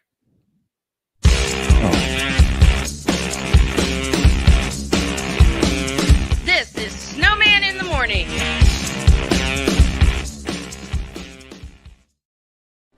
Are you ready to upgrade your coffee game? Prepare for an invasion of flavor with Invader Coffee.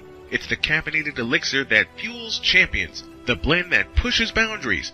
Whether you're battling deadlines or exploring uncharted territories, Invader Coffee has your back.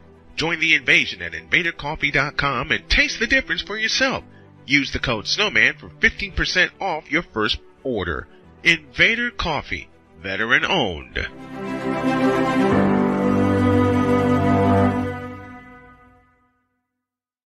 One of the great things about ordering meals from Mother of Macros is that you can do it from the comfort of your own home. Click the national or local delivery link to access the menu, and we'll ship the meals right to your door.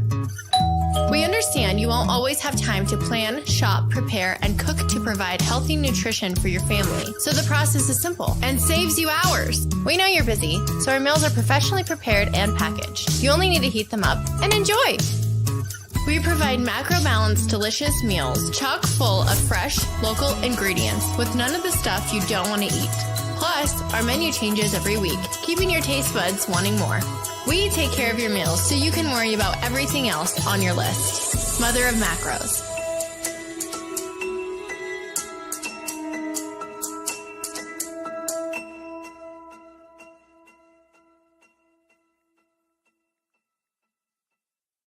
SeatGeek is the ticketing app for fans like the High Five Strangers guy.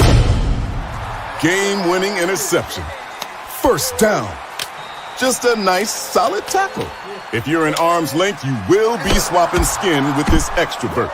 You see, he knows SeatGeek got him a great deal on tickets, so he can focus on what he does best, smacking palms.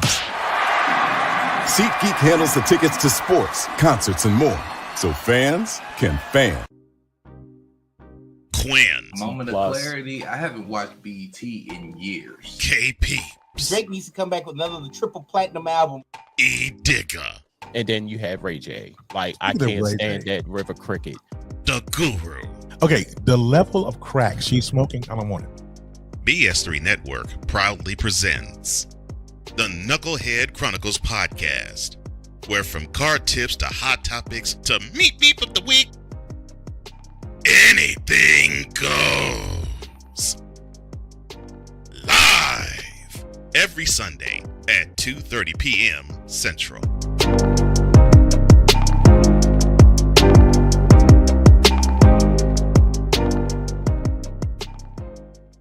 During bad weather, driving can become downright dangerous. What's your emergency, please? Trust Battle Vision Storm, the revolutionary glare reduction glasses that turn your sight bright during bad weather at night or during the day.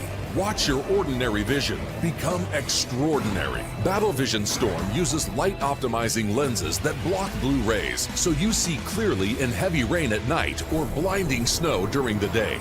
Heavy rain, snow, sleet, or fog can make it impossible to drive. Not with Battle Vision Storm. Get your Battle Vision Storm for only $19.99. But wait, due to rising costs and supply chain shortages, this may be your last chance to get your very own at this low price. There is a strict limit of 4 Battle Vision Storm per order while supplies last. Don't wait, order now. Call 1-800-483-6319 or visit battlevisionstorm.com. So call 1-800-483-6319 now. Mister? How do you operate this Twitter thing or this Instagram thing or whatever the heck? You're supposed to know all this stuff. Anyway, welcome back to the show. What now? So we put an end to this hour, and I unveil my surprise for the next hour.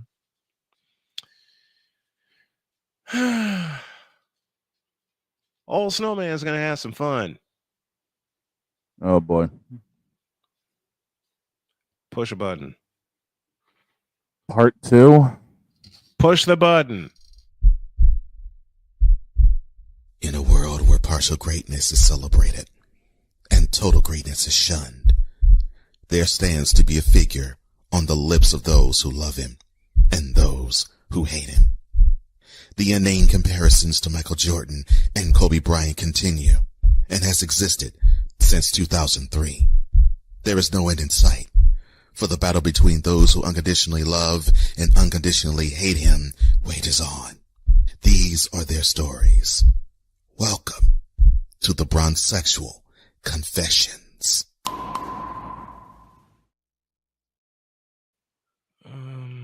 Before we get into that, oh boy, I gotta find something here.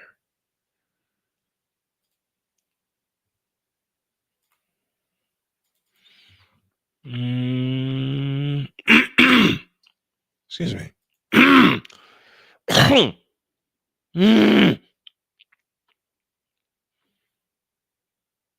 What have you got to find?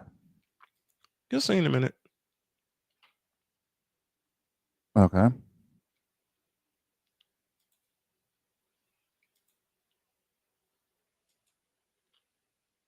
Oh boy, I'm dreading this. You shouldn't. Anytime we deal with concepts, Pippen now looks to bring it in. They run away from him. 1-7. You see it in at the college ranks where they freeze a guy in line by making him a timeout and going after it. But now, as you said, Jim, the Bulls have to go right now. They can't. They're going to take it out on the across from us, across from their bench, and the Bulls will have to foul immediately. Now, because of the fact they have no timeouts, they have to keep their three-point shooters on the floor to defend here. Well, you watch Sitm will be right out running to the ball. You better stay with him, whoever's got him. Cressy to throw in, and Horace Grant puts pressure on him.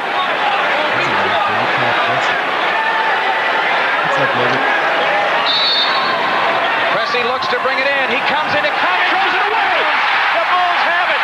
Here comes Michael Jordan on the drive, 5 seconds. Jordan on the drive, right of the lane, 18-footer. Yeah! Yeah! Yeah! Yeah!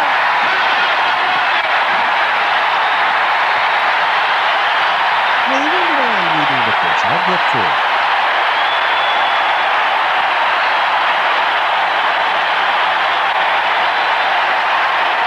Old Chicago Stadium. Yep. Greatest to ever play ball.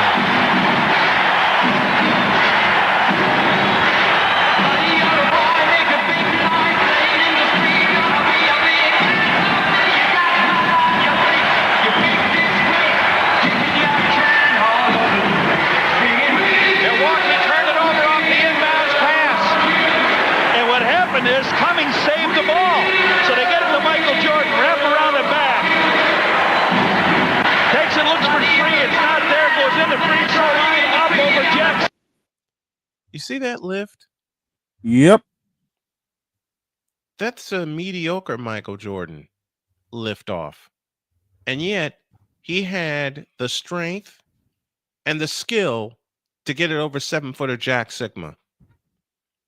Mr. Kerr? What does he find? Nothing but points 49 and 50 for Jordan to give the Bulls a lead, 117 to 116. Michael loves it. This is their first lead in the second half. Remember, they were down 12 earlier in this fourth quarter.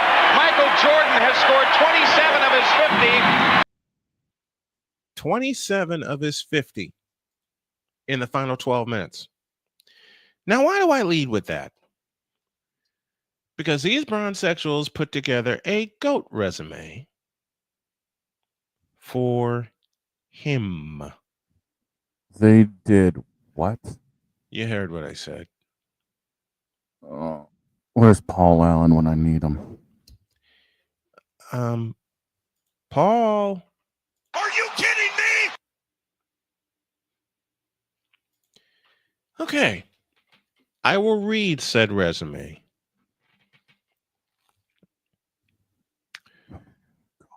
Four NBA championships. let me.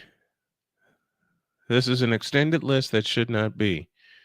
LeBron's GOAT resume: 4 NBA championships, 4 Finals MVPs, 4 NBA MVPs, one-time in-season tournament champion, MVP, one-time FIBA Olympics MVP, 3-time Olympic gold medalist, 20 times All-NBA All-Star, 13 times NBA All-First Team, 6-time All-Defense, 5-time All-Defensive First Team, one-time scoring champ, one-time assist champ, 2003 Rookie of the Year, most points in NBA history, most points in playoff history, 4th most assists in NBA history, career 40, 11, and 11. You forgot 5. I'll explain that in a moment. 8,000 plus playoff points, finals MVP on 3 franchises, 10 finals appearances. It concludes with the greatest of all time. Okay. Okay. Let me tear this to shreds. 4 times NBA champion. Michael's won 6. Robert Ory's won 7. John Havlicek has won 8. Bill Russell has won 11. 4 times finals MVP. Michael's won 6 of them. Yep. 4 times NBA MVP. Michael's won 5. 1-time in-season tournament championship, in-season tournament MVP. Wasn't necessary. We just called it a regular season. 1-time FIBA Olympics MVP. They just wanted to give that to Bron when Steph Curry outperformed him. 3-time Olympic gold medalist. Only because Bron was chasing gold medals and not chasing championships. Oh, did I say that aloud? 20 times All-NBA. 15 of them he shouldn't have been. 20 times NBA All-Star. Same argument. 13 times NBA All-First Team, only because he exists in the NBA. 6-time All-Defense. Michael has 9. 5-time All-Defensive First Team. Again, Michael has 9. 1-time scoring champ. Michael's got 10 of them. 1-time assist champ. Michael's got 7 consecutive triple doubles. LeBron only has 4. 2003 Rookie of the Year. Michael Jordan, 1985 Rookie of the Year. Most points in NBA history, most points in playoff history. But does he have the highest scoring average in a finals series? No. 4th most assists in NBA history because he couldn't figure out what the hell he wanted to do with the ball. Career 40, 11, and 11. I mentioned the 5. That's 5K plus turnovers. Finals MVP on 3 franchises. Michael won 6 with 1 franchise. 10 finals appearances. And the last line right there, I won't even reread. Really? This is a GOAT resume? Really? Let's blow that up even more. Michael Jordan, 3-time NBA steals leader. 88. I want to say 92 and 93. 88, 91 and 93. 88, 90, 93. 90. And that makes him the first player to lead the league in scoring and steals multiple times. There was only one other player to do it. And by the way, his name ain't LeBron. Let's see. Michael is a member of the FIBA Hall of Fame. Yep. NCAA champion, 1982. March 29th, 1982. National College Player of the Year, 1984. Oh, yeah. There's that. The fact that Michael went to college? I'm sorry. 2-time USA Basketball Male Athlete of the Year, 83-84. The fact that he's an Olympic Hall of Famer in 2009. Same year he was elected to the NBA Hall of Fame, to the Pro Basketball Hall of Fame, rather. Yep. Jordan was named to the NBA 50th anniversary team in 96, 75th anniversary team in 2021. Stop there a minute. 75th anniversary team. 75th anniversary game was played in Cleveland. You would think LeBron James would get a loud ovation in Cleveland for being part of the 75th anniversary team. Didn't happen.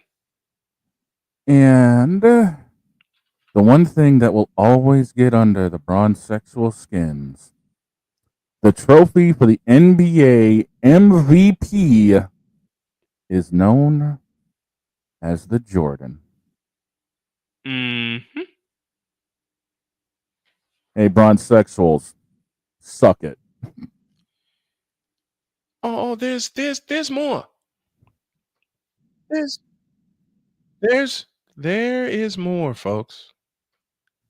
Regretfully. No. No regret to this. No regret to this. I'm happy to share this one. What you got? You want to know how much fun I have proving bronze-sexuals wrong? The 75th NBA 75th anniversary team was announced in Cleveland, as I said. You would think LeBron had a big ovation. Watch this. A 6-time NBA champion and 5-time league MVP, Michael Jordan.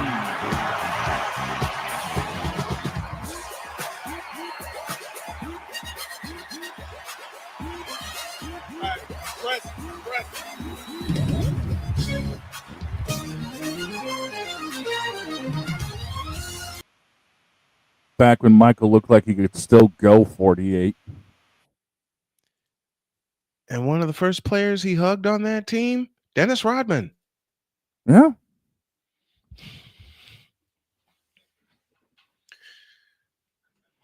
You gotta love when people are. You gotta love when these bronze-sexuals try to attack. Yep. You gotta love when these bronze-sexuals try to attack.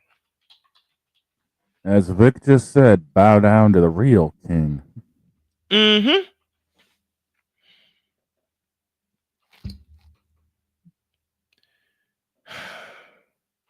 Listen, bronze-sexuals. Yo Kang is a fraud.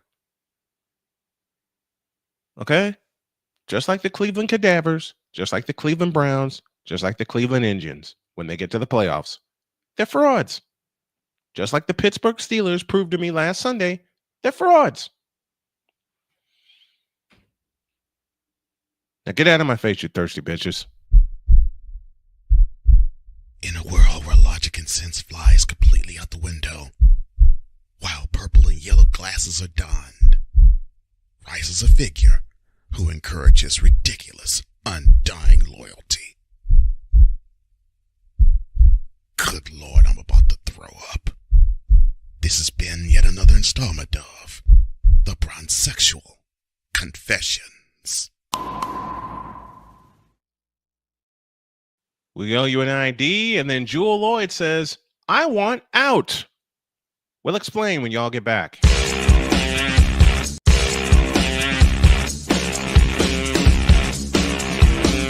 This is Snowman in the Morning.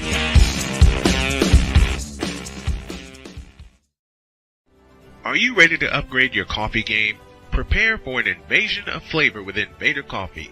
It's the caffeinated elixir that fuels champions, the blend that pushes boundaries. Whether you're battling deadlines or exploring uncharted territories, Invader Coffee has your back. Join the invasion at invadercoffee.com and taste the difference for yourself. Use the code SNOWMAN for 15% off your first order. Invader Coffee, veteran owned.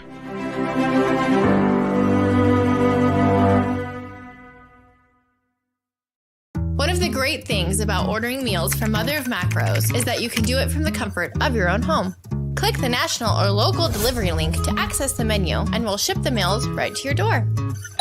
We understand you won't always have time to plan, shop, prepare, and cook to provide healthy nutrition for your family, so the process is simple and saves you hours. We know you're busy, so our meals are professionally prepared and packaged. You only need to heat them up and enjoy.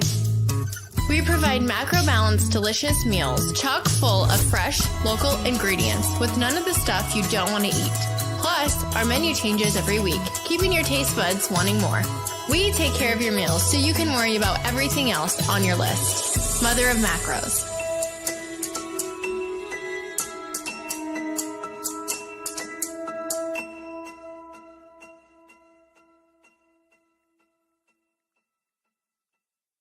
SeatGeek is the ticketing app for fans like the High Five Strangers guy. Game-winning interception. First down. Just a nice, solid tackle. If you're in arm's length, you will be swapping skin with this extrovert. You see, he knows SeatGeek got him a great deal on tickets, so he can focus on what he does best, smacking palms. SeatGeek handles the tickets to sports, concerts, and more, so fans can fan. Quinn. Moment of clarity. I haven't watched BT in years. KP. Drake needs to come back with another triple platinum album. E Digger. And then you have Ray J. Like, I can't stand that River Cricket. The Guru. Okay, the level of crack she's smoking, I don't want it.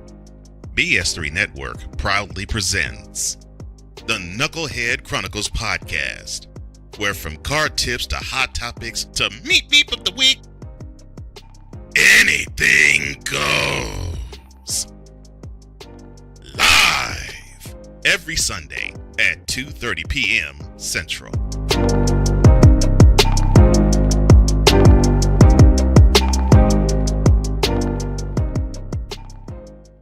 During bad weather, driving can become downright dangerous. What's your emergency, please? Trust Battle Vision Storm, the revolutionary glare reduction glasses that turn your sight bright during bad weather at night or during the day. Watch your ordinary vision become extraordinary. Battle Vision Storm uses light-optimizing lenses that block blue rays, so you see clearly in heavy rain at night or blinding snow during the day. Heavy rain, snow, sleet, or fog can make it impossible to drive. Not with Battle Vision Storm. Get your Battle Vision Storm for only $19.99. But wait, due to rising costs and supply chain shortages, this may be your last chance to get your very own at this low price. There is a strict limit of 4 Battle Vision Storm per order while supplies last. Don't wait, order now. Call 1-800-483-6319 or visit battlevisionstorm.com. So call 1-800-483-6319 now. Mister? How do you operate this Twitter thing or this Instagram thing or whatever the heck? You're supposed to know all this stuff. Anyway, welcome back to the show. One more thing. Whose logo is LeBron wearing on the front of his jersey? That's right. The Jumpman. And who popularized the Jumpman? The originator of wearing number 23. Now take that. Meanwhile, I have a surprise.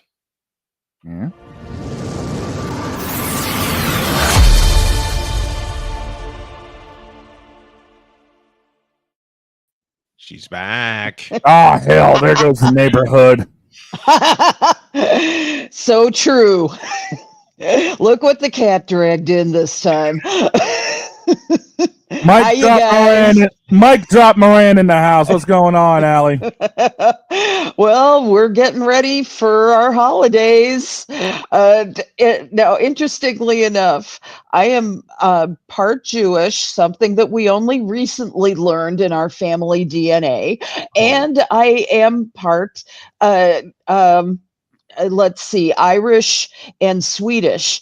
And so this year we're having two holidays because Hanukkah and Christmas come on the same day. They start the same day this year. So we're consolidating.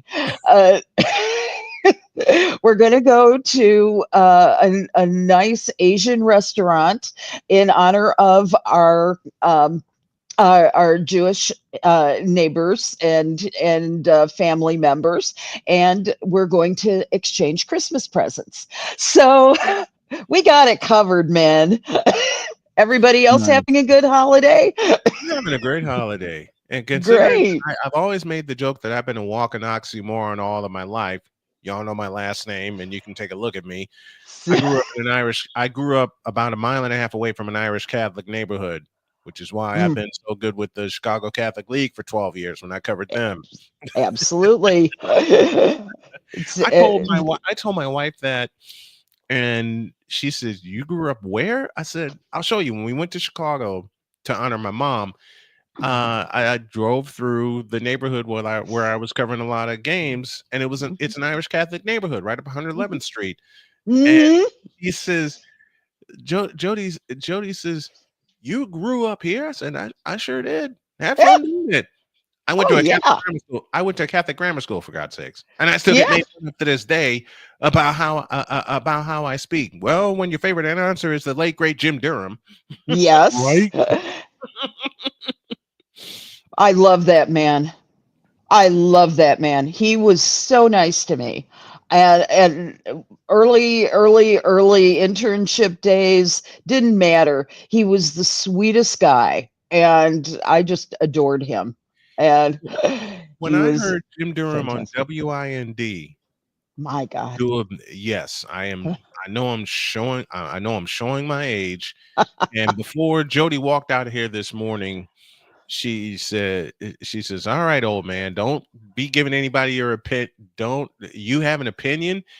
And I'm laughing while she's saying that to me, and I'm here on the air, and I said, "Yes, Doc, I have an opinion." And she goes, "How dare you?" While she's laughing and walking out the door. But anyone who knows me or knows of me, my career started when I first heard Jim Durham's voice. Yes, and when he teamed up with Johnny Kerr the next year and brought the simulcast era to Sports Vision, later Sports Channel, I was hooked. And I said, if Jim Durham could do it, I could do it. So what does my wife do this morning? What does my wife do? Recently, I'm here watching a game, an old game, and she usually picks on me when I'm watching an old game, but I got tears in my eyes because I'm remembering how fun it was to watch games with my parents and how Jim Durham influenced me. All she did was just come in the studio and put her arms around me because of how much I am affected by Jim Durham. And when I learned that he passed away in November of 2012, and I was on a road trip when that happened. When I learned of his passing, I broke because you have your influences, and God knows I spent time on this program talking about my dad and how much he was an influence to me. Yeah. If there was someone that was close, it was Jim Durham because he just did it for me. He and Wayne Larrivee. And I had a chance to interview Wayne Larrivee, so I've reached part of my mountaintop. But to have all the games that I do of Jim Durham, especially during the Michael Jordan era, I was set. Oh my God! Yes. I was. If you know about an era, you can die happy now. You can die happy. See, Johnny Most had the Celtics era with the Parkey era with Larry Bird and Kevin McHale and all those guys. Dave Zinkoff as the PA announcer had Julius Erving. Lawrence Taylor had the Showtime era, and so did Chick Hearn, longtime play-by-play voice of the Lakers. Francis Chick Hearn out of Northern Illinois himself. I remember that name well. And oh my God, my first mentor just recently retired about a year and a half ago. Bill Baker, longtime voice at Northern Illinois. Sure, I had I had him on. So my wife made a request for me for Christmas to have some of my favorite interviews, so she can look at them and remember, just in case my health goes south. Well, she doesn't know that the Wayne Larrabee interview I now have saved. I now have the Bill Baker interview saved. I got a couple of them with one of our mutual favorites, Allie, Dave Ennett. Oh yeah, voice of the Northwestern Wildcats. Love my Dave. The only one I wish I could have gotten a chance to interview before he passed away was Jim Durham. And I just at the time didn't know how to get a hold of him. But I got plenty of Jim Durham games here on my computer that I just sit and watch and warm up with. Speaking of basketball, you sent this to me, and I'm glad you did, because I did a piece on it last night. Caitlin Clark gets voted the Time Athlete of the Year, well deserved. And yet there's still backlash. Always. She dared to mention white privilege in her interview. And the thing is that she actually made a really good point. And I'll quote it. She said, "I want to say I've earned every single thing, but as a white person, there is privilege. A lot of these players in the league have been really good that have been black players. This league has been kind of built on them. The more we can appreciate that, highlight that, talk about that, I think it's very important. I have to continue to try to change that. The more we can elevate black women, that's going to be a beautiful thing." Okay, so after that, the Caitlin Clark cannot open her mouth without having and the thing is, she's always well-intentioned with her thoughts. No matter what happens, though, somebody is going to twist them out of their way or think that she's speaking out of turn. And okay, Megyn Kelly, Ms. Fox News. I don't care where she's at now, but she will always be Fox News to me. She said that she thought that Clark was apologizing for being white. Don't apologize. No, that wasn't her intent. Megan, listen before you speak, baby. That's what she's had her own controversies as well. And once she stops fawning over the president-elect, I'll be happy to listen to her. But Mike dropped. The other one was Sheila Johnson, the owner of the Washington Mystics. Now, she went on CNN last Friday to talk about the award and how she feels it's singling out just one player. Johnson told CNN that she thinks Time shouldn't have singled Clark out specifically, even though the award is Athlete of the Year.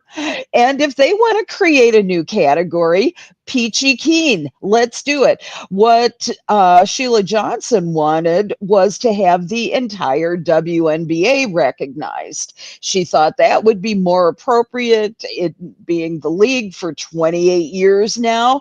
And this year, something clicked. She thought it was because of the draft, the players that came in. It's not just Caitlin Clark. This is what Sheila Johnson said. It's also Angel Reese, so much other talent out there that's been unrecognized. You can't pin it on one player. Okay. Yeah, okay. Understand where she's coming from. Understand where Sheila Johnson is coming from. I'm well aware that just like the NBA, the WNBA is 70+% Black players. And all very well conditioned, beautiful women, all of them should be role models. The thing is, it's a category issue. Let them, I would have much preferred WNBA to be the Time People of the Year. They've recognized groups in that rather than Orange Face this year. And my thought is that if they could have recognized the entire WNBA in a different category, it would be great. And so Sheila Johnson may not have meant any criticism of Caitlin Clark, all due respect, all that kind of stuff. It came off like, well, gee, she's not the only one. Caitlin Clark herself would say, she's not the only one in the league making wonderful things. That said, according to the Indy Star, who recently did a study, Caitlin Clark alone was responsible for 1 in 6 tickets sold in the WNBA in 2024. And what's more, she was the one people came to see. How many sellouts were as a result of the Indiana Fever being in that arena away from home?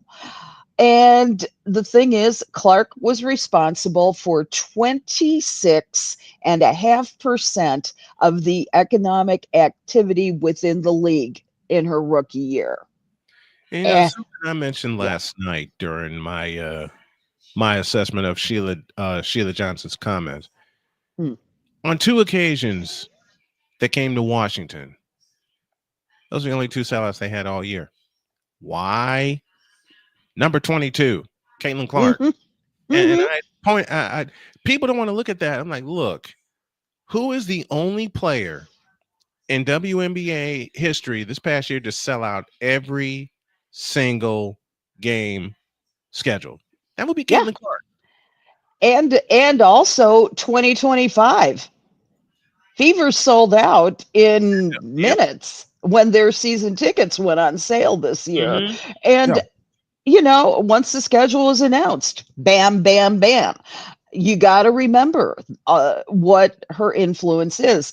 It actually really reminds me of when Michael Jordan came into the league. Everybody wanted to see him, and he was the one selling out arenas. And poor Larry Bird. It's like. He together, I mean, that combination. Now the thing is, it will be an interesting thing to happen when there is another player to come into the league who has the same kind of humility, same kind of humbleness, the same kind of scoring, and just that whole package that comes into the league, who is not white for the WNBA. And there will be that person. I mean, there was Candace Parker. I mean, Candace Parker was responsible for the bump when she came in.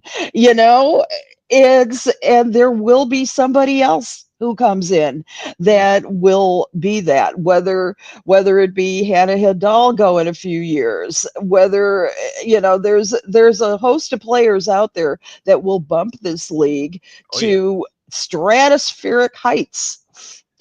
Interesting stats this year. Very interesting stats. 2024, according to Nielsen, is predicted to be the year that the global women's sports industry finally breaks the $1 billion barrier. Now, that's a 300% increase from 2021. Now, think of this. Global fans are of women's sports, and that includes soccer, basketball, softball, et cetera, et cetera. 43% of women's sports fans are male. Take that. Yep. Take that. Guys who told me for years and years, who wants to watch women's sports? No, they're boring, From a fellow Excuse who's me. covered women's basketball since I got started in the industry in 1995, I've been a fan of the WNBA since its inception. And I've been a fan of women's college basketball since their first Final Four, as I said, in 1982. I was hooked then, and I'm hooked now. Yeah. 43%, as you said, of the audience is male. Yeah. Yeah. And that's what people don't want to look at. And here's the other thing too, is that they're skewing young. This is as we figured. They're tech savvy, they're highly engaged consumers. They are the people who are going to be the future of this league. They are the ones who are going to be consuming this league. And you've got to remember that this is the group that actually reap the benefits of Title IX.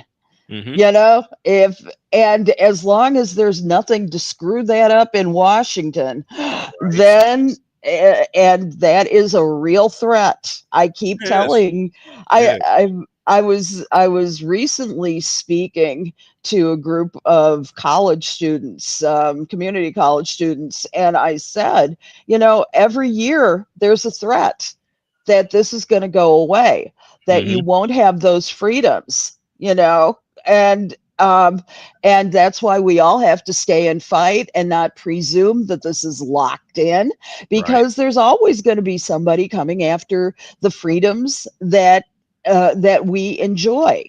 And so consequently, we have to keep fighting for first the recognition and the ability to practice what we need to practice every day.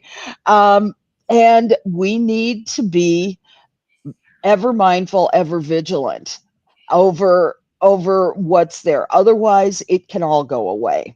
It can all go away, and the efforts of 1972 will go away. And I would hate to see that happen, because fans like me, and I know a lot of men who are fans of women's sports, and many of them cover it just like I do. I've been in play-by-play for 29 years. 28 of those I've done women's basketball, and every year there seems to be something that enthralls me to cover it more. I've been restricted the last 3 years due to my health to covering women's sports here in studio, but I still do it. I still do it. Now I'm waiting for the day I can get back out in person and do it. The last year that I was like traveling around and covering women's sports was 2021, when I was in North Carolina. And the team I got hooked on was the Lewisburg College Hurricanes softball team. Oh my goodness. They went on this incredible 22-game winning streak. And I was there for the first one and the last one when it all happened. And it just gave me a reminder of how much fun women's sports can be when the right people are involved and the right people are covering it. Right. And some of the nicknames I came up with for some of those young ladies, and some of the calls I came up with, when the parents came up to me and repeated some of the things they heard me say about their kids and how much fun they were having in listening to me, that's like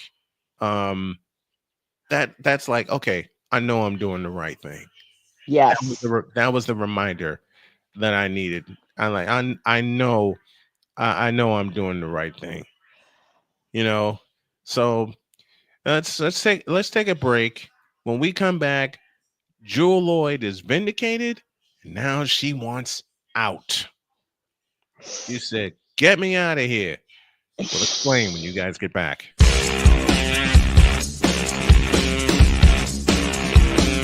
This is Snowman in the Morning.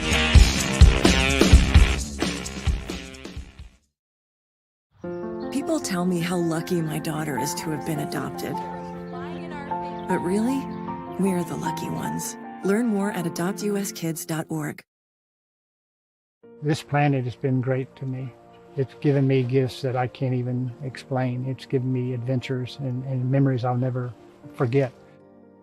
And Battleborn, I think, has given me the opportunity to go beyond and give something back. How can I be a better custodian to this planet and the place I live? That's where I am with Battleborn. Let's make the planet a better place. Whether it's news, the largest egg producer finds bird flu in chickens at a Texas plant, weather, devastating tornadoes rip through the heart of the United States, inspiration, a breast cancer survivor completed the journey of chemotherapy and now begins a future one of matrimony or sports. Michael Jordan is shown on a photo with Diddy. LeBron James has a video extolling the virtues of a Diddy party. This has been yet another beating a dead horse presentation. We got you covered. BS3 Network, in association with Comey Media Incorporated, proudly present The Morning Shift with Cole Johnson. Live every weekday at 8 a.m. Eastern, 7 a.m. Central.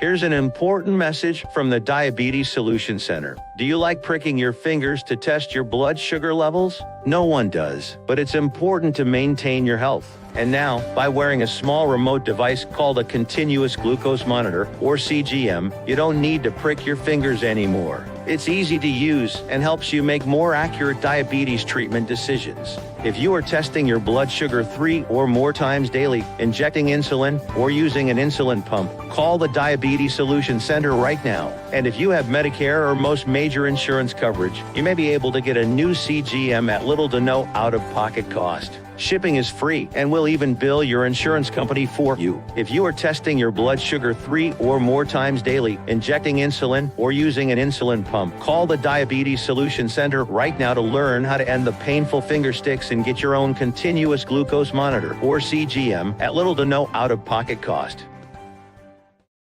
SeatGeek is the ticketing app for fans like Boomstick Lady.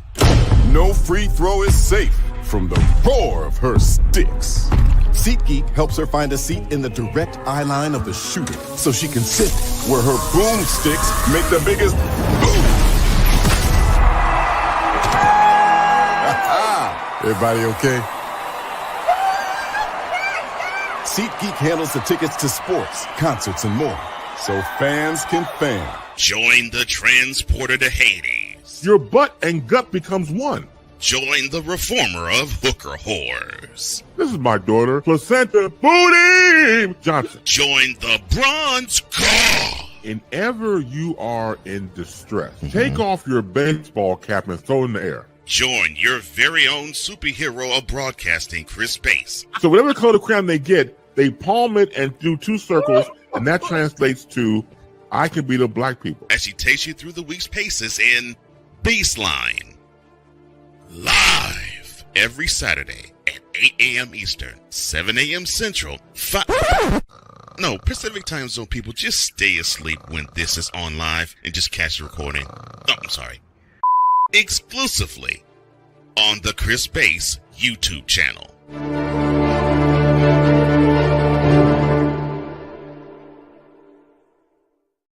Mister? How do you operate this Twitter thing or this Instagram thing or whatever the heck? You're supposed to know all this stuff. Anyway, welcome back to the show. Women's college basketball tonight, as a matter of fact, as the 19th ranked Tennessee Lady Volunteers travel to Memphis in the FedEx Forum to take on the Memphis Tigers. 8 p.m. Eastern time is your tip-off, 7:30 for the pregame show. Mike Drop Moran is with us, and you put this note in front of me, and we got to hit it as we come down the stretch here on Snowman in the Morning on this Wednesday. Jewel Lloyd.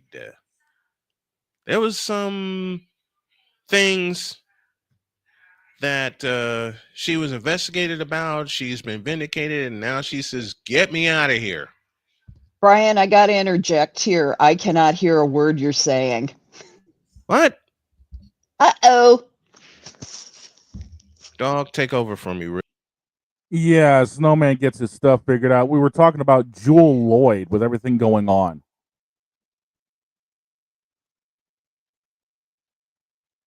I don't think you can hear me either, can you? Whoopsie. Oh, this is great. You should start singing, buddy. Yeah. No, I don't think I'll sing. I think it's on her. I think it's on her end because she can't hear me either. Still cannot hear you at all. Why don't you go out and come back in? Here we go with the technical problems again. Reset. Hang on a second. We'll do this. Let me get her on this. So is it on her? Okay. All right. Yeah, it's got to be her end. She couldn't hear me either. What? Yeah, she couldn't hear me either. Forget the new year. After Christmas Day. Yeah, we'll get this stuff taken care of. It'll at least give us time to set everything up for the triple header. Yeah. And that triple header is going to be crazy. It will be. That triple header is going to be crazy. Matter of fact, while we wait for Mike Drop Moran to return, why don't we just take a look at that? Why don't we take a look at that triple header? Oh, Lord have mercy. Tomorrow got a doubleheader for women's basketball, and I think we got Allie's back. Miss Moran back. Let's try this again, shall we? Can you hear us this time? You got us now? Hear you. I can hear you both just perfectly. Your mellifluous tones have been restored to me. Thank you. Good. I already liked you, Al. You don't need to sweet talk me. I like you too, buddy.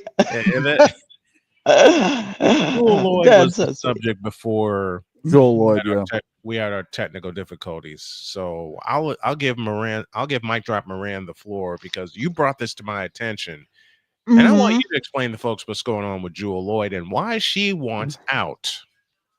Well, there was an investigation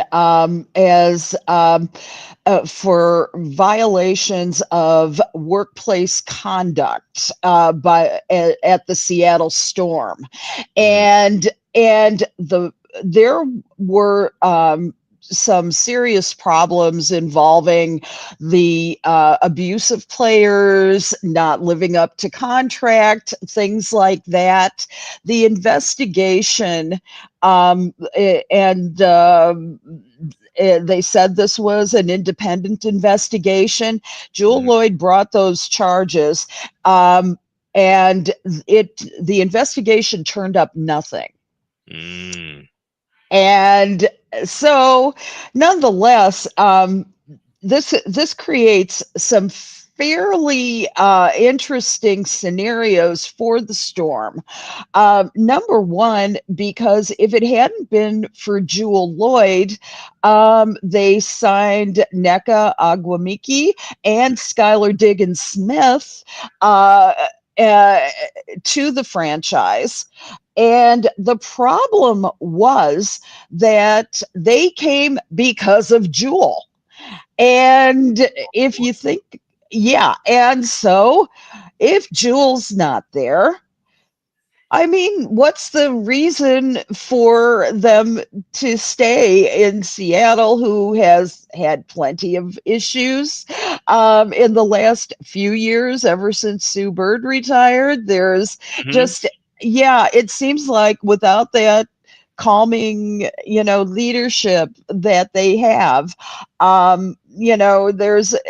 there was, I guess, some kind of an issue where the brakes came off all of the how do I want to say, the issues that had kind of festered beneath. You could, every team has to have that player that can say, let's all come together in purpose and mission, right?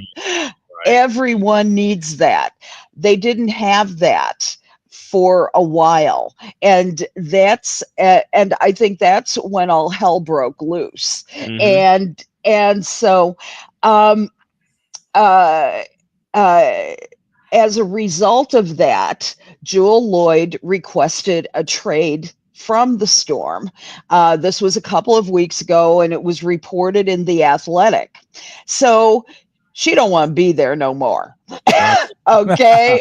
Right. And yeah, so that so this triumvirate of NECA, Skylar, Jewel, is probably all going to be on the trade block at this point, because they don't want to stay in a place that's hostile, where there was nothing found, nothing went to the level, apparently, in the investigation of things that needed to be addressed. It kind of, even when the Las Vegas Aces had an issue a few months ago, Becky Hammond, they found a little evidence of wrongdoing, and she served a suspension, got humbled, changed her tune, things like that.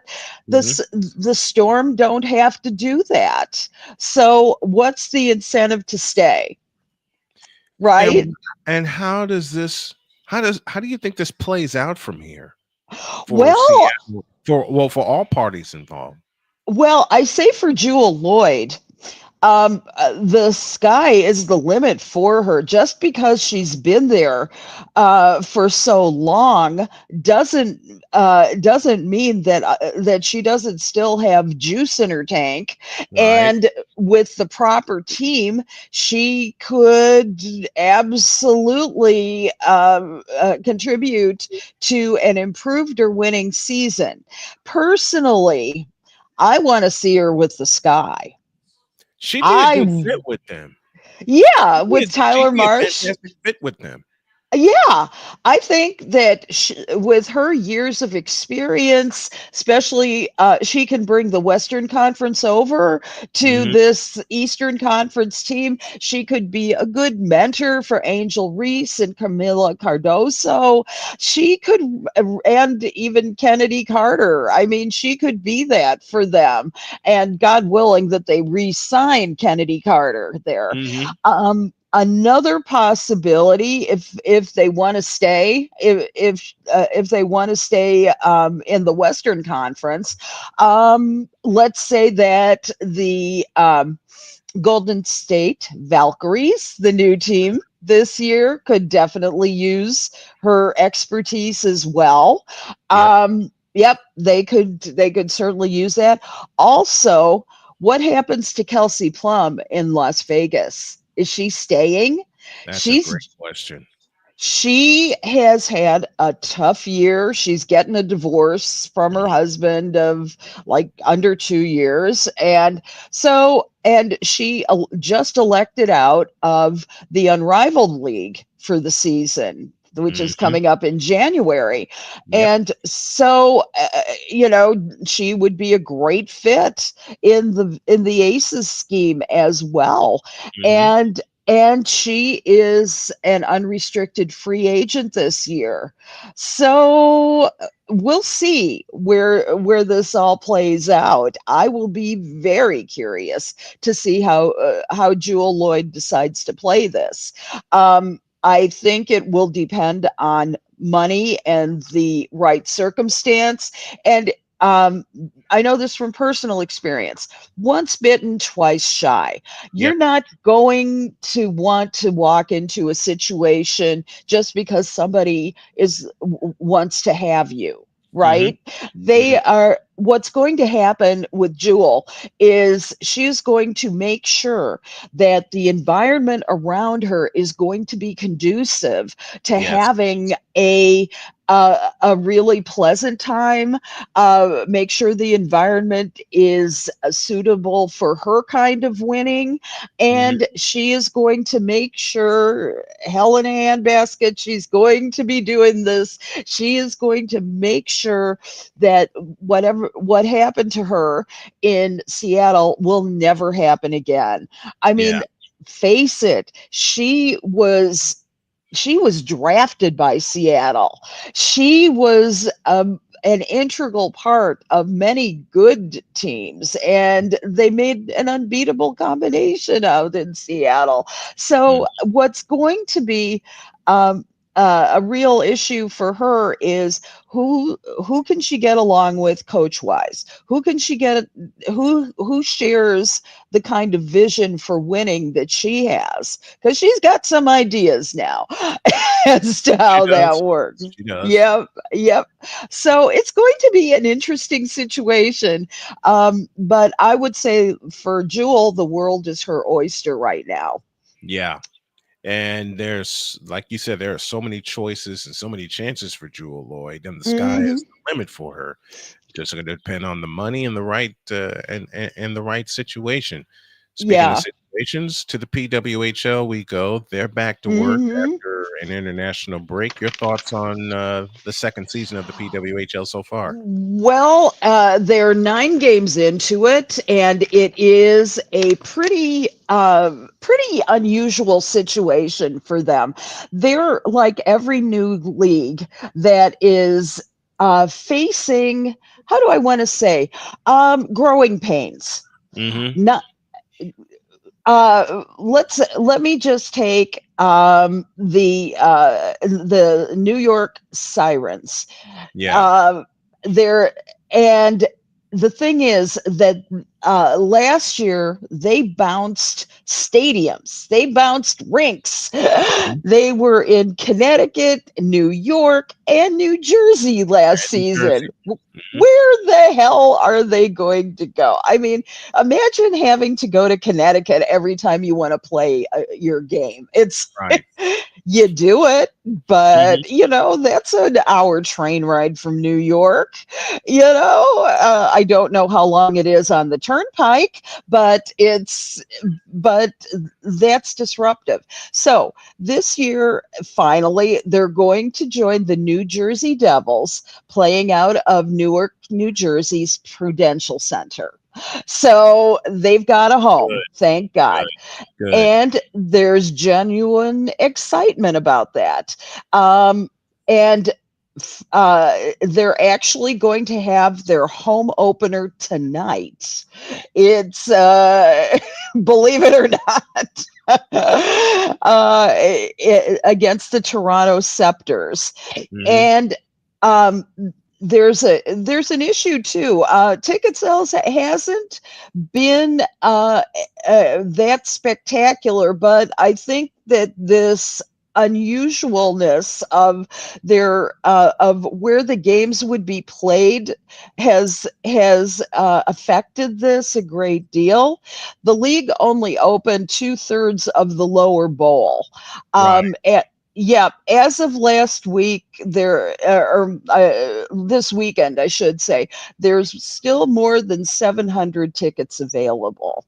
That said, it'll still be a good crowd compared with the PWHL's attendance last year. So we'll see about that. Second, Yeah. How do go they ahead. improve the intent? How do they improve the attendance, especially with all the stadium hopping that's happened so far? What has to happen for the Sirens to get the Well, interest as well as the attendance? Well, I think being stable in one stadium will help. I think that another problem that they've had this year was they switched to a different carrier for their games. They were on YouTube TV, which was great. They were on that Women's Sports Network where I caught them. This year they're on Twitch. I mean, I don't have Twitch. Do you?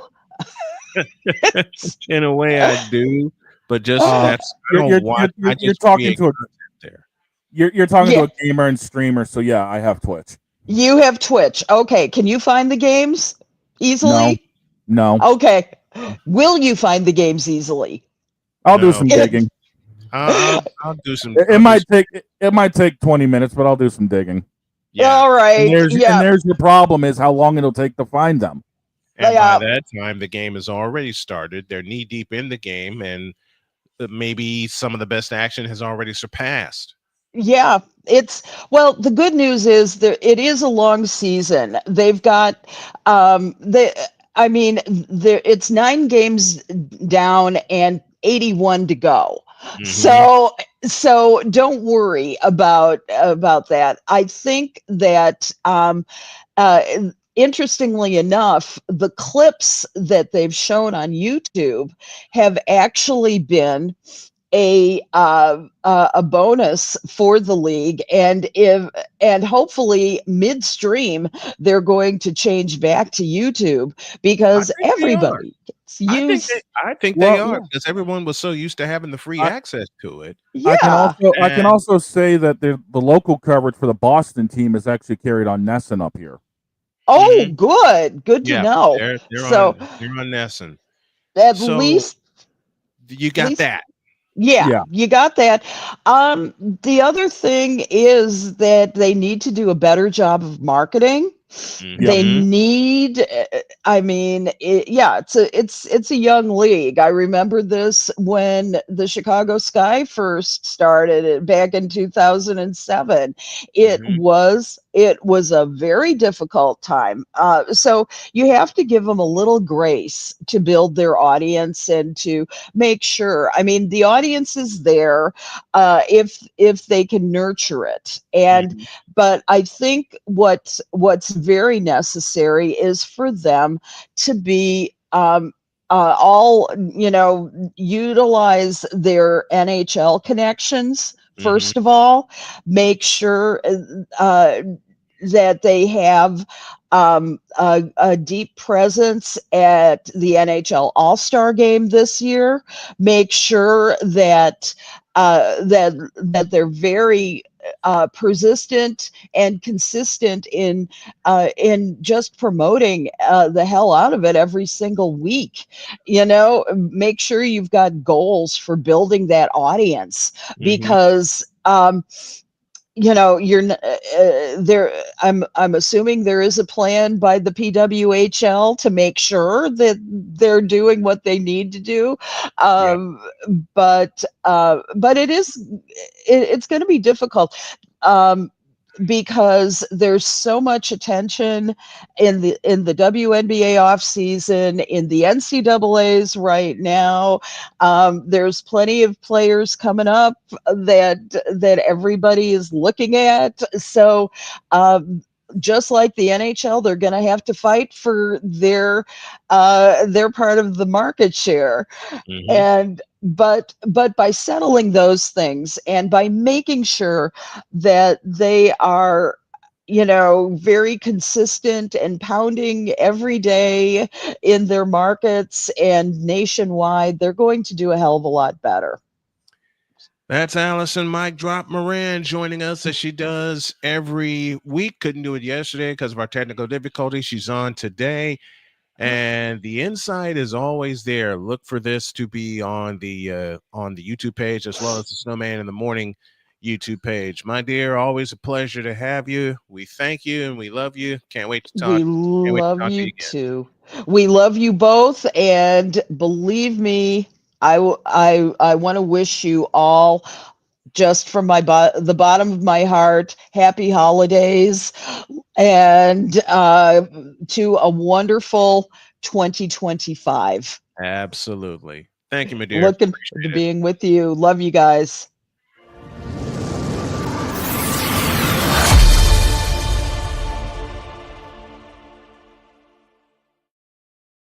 A week from today is Christmas. What's going to be under your tree? Tomorrow, we'll talk about some of the best and the worst gifts we've gotten for Christmas. And y'all are going to love what I got in the store. Oh, boy. In fact, I'll share one right now, and I'll tell them more detail tomorrow. Worst Christmas gift I ever got was the flu. I know the feeling. 1995. Christmas Eve, I was fine, running around doing everything. Christmas Day, however, not so much. Right. Because I woke up and I was okay.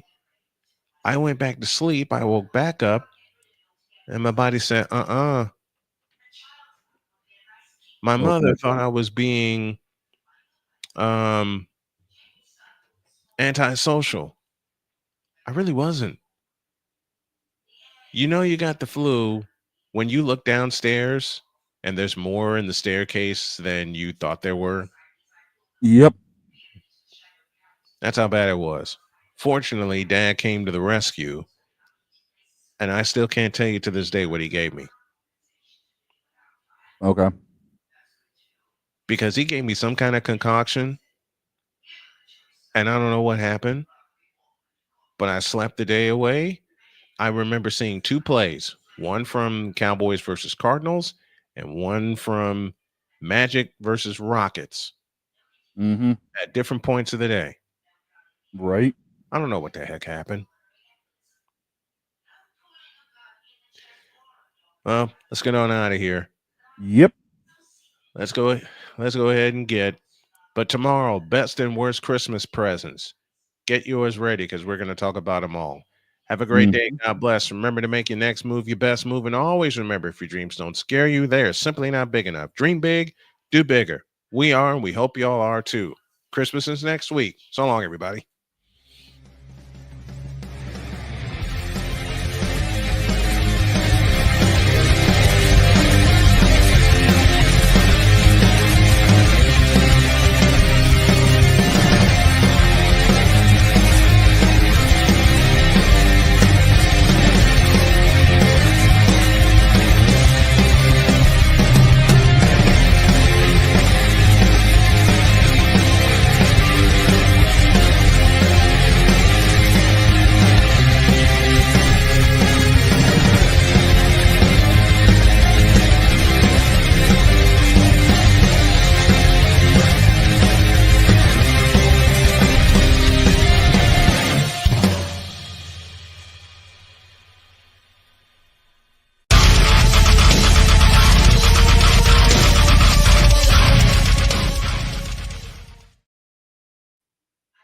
We got through it.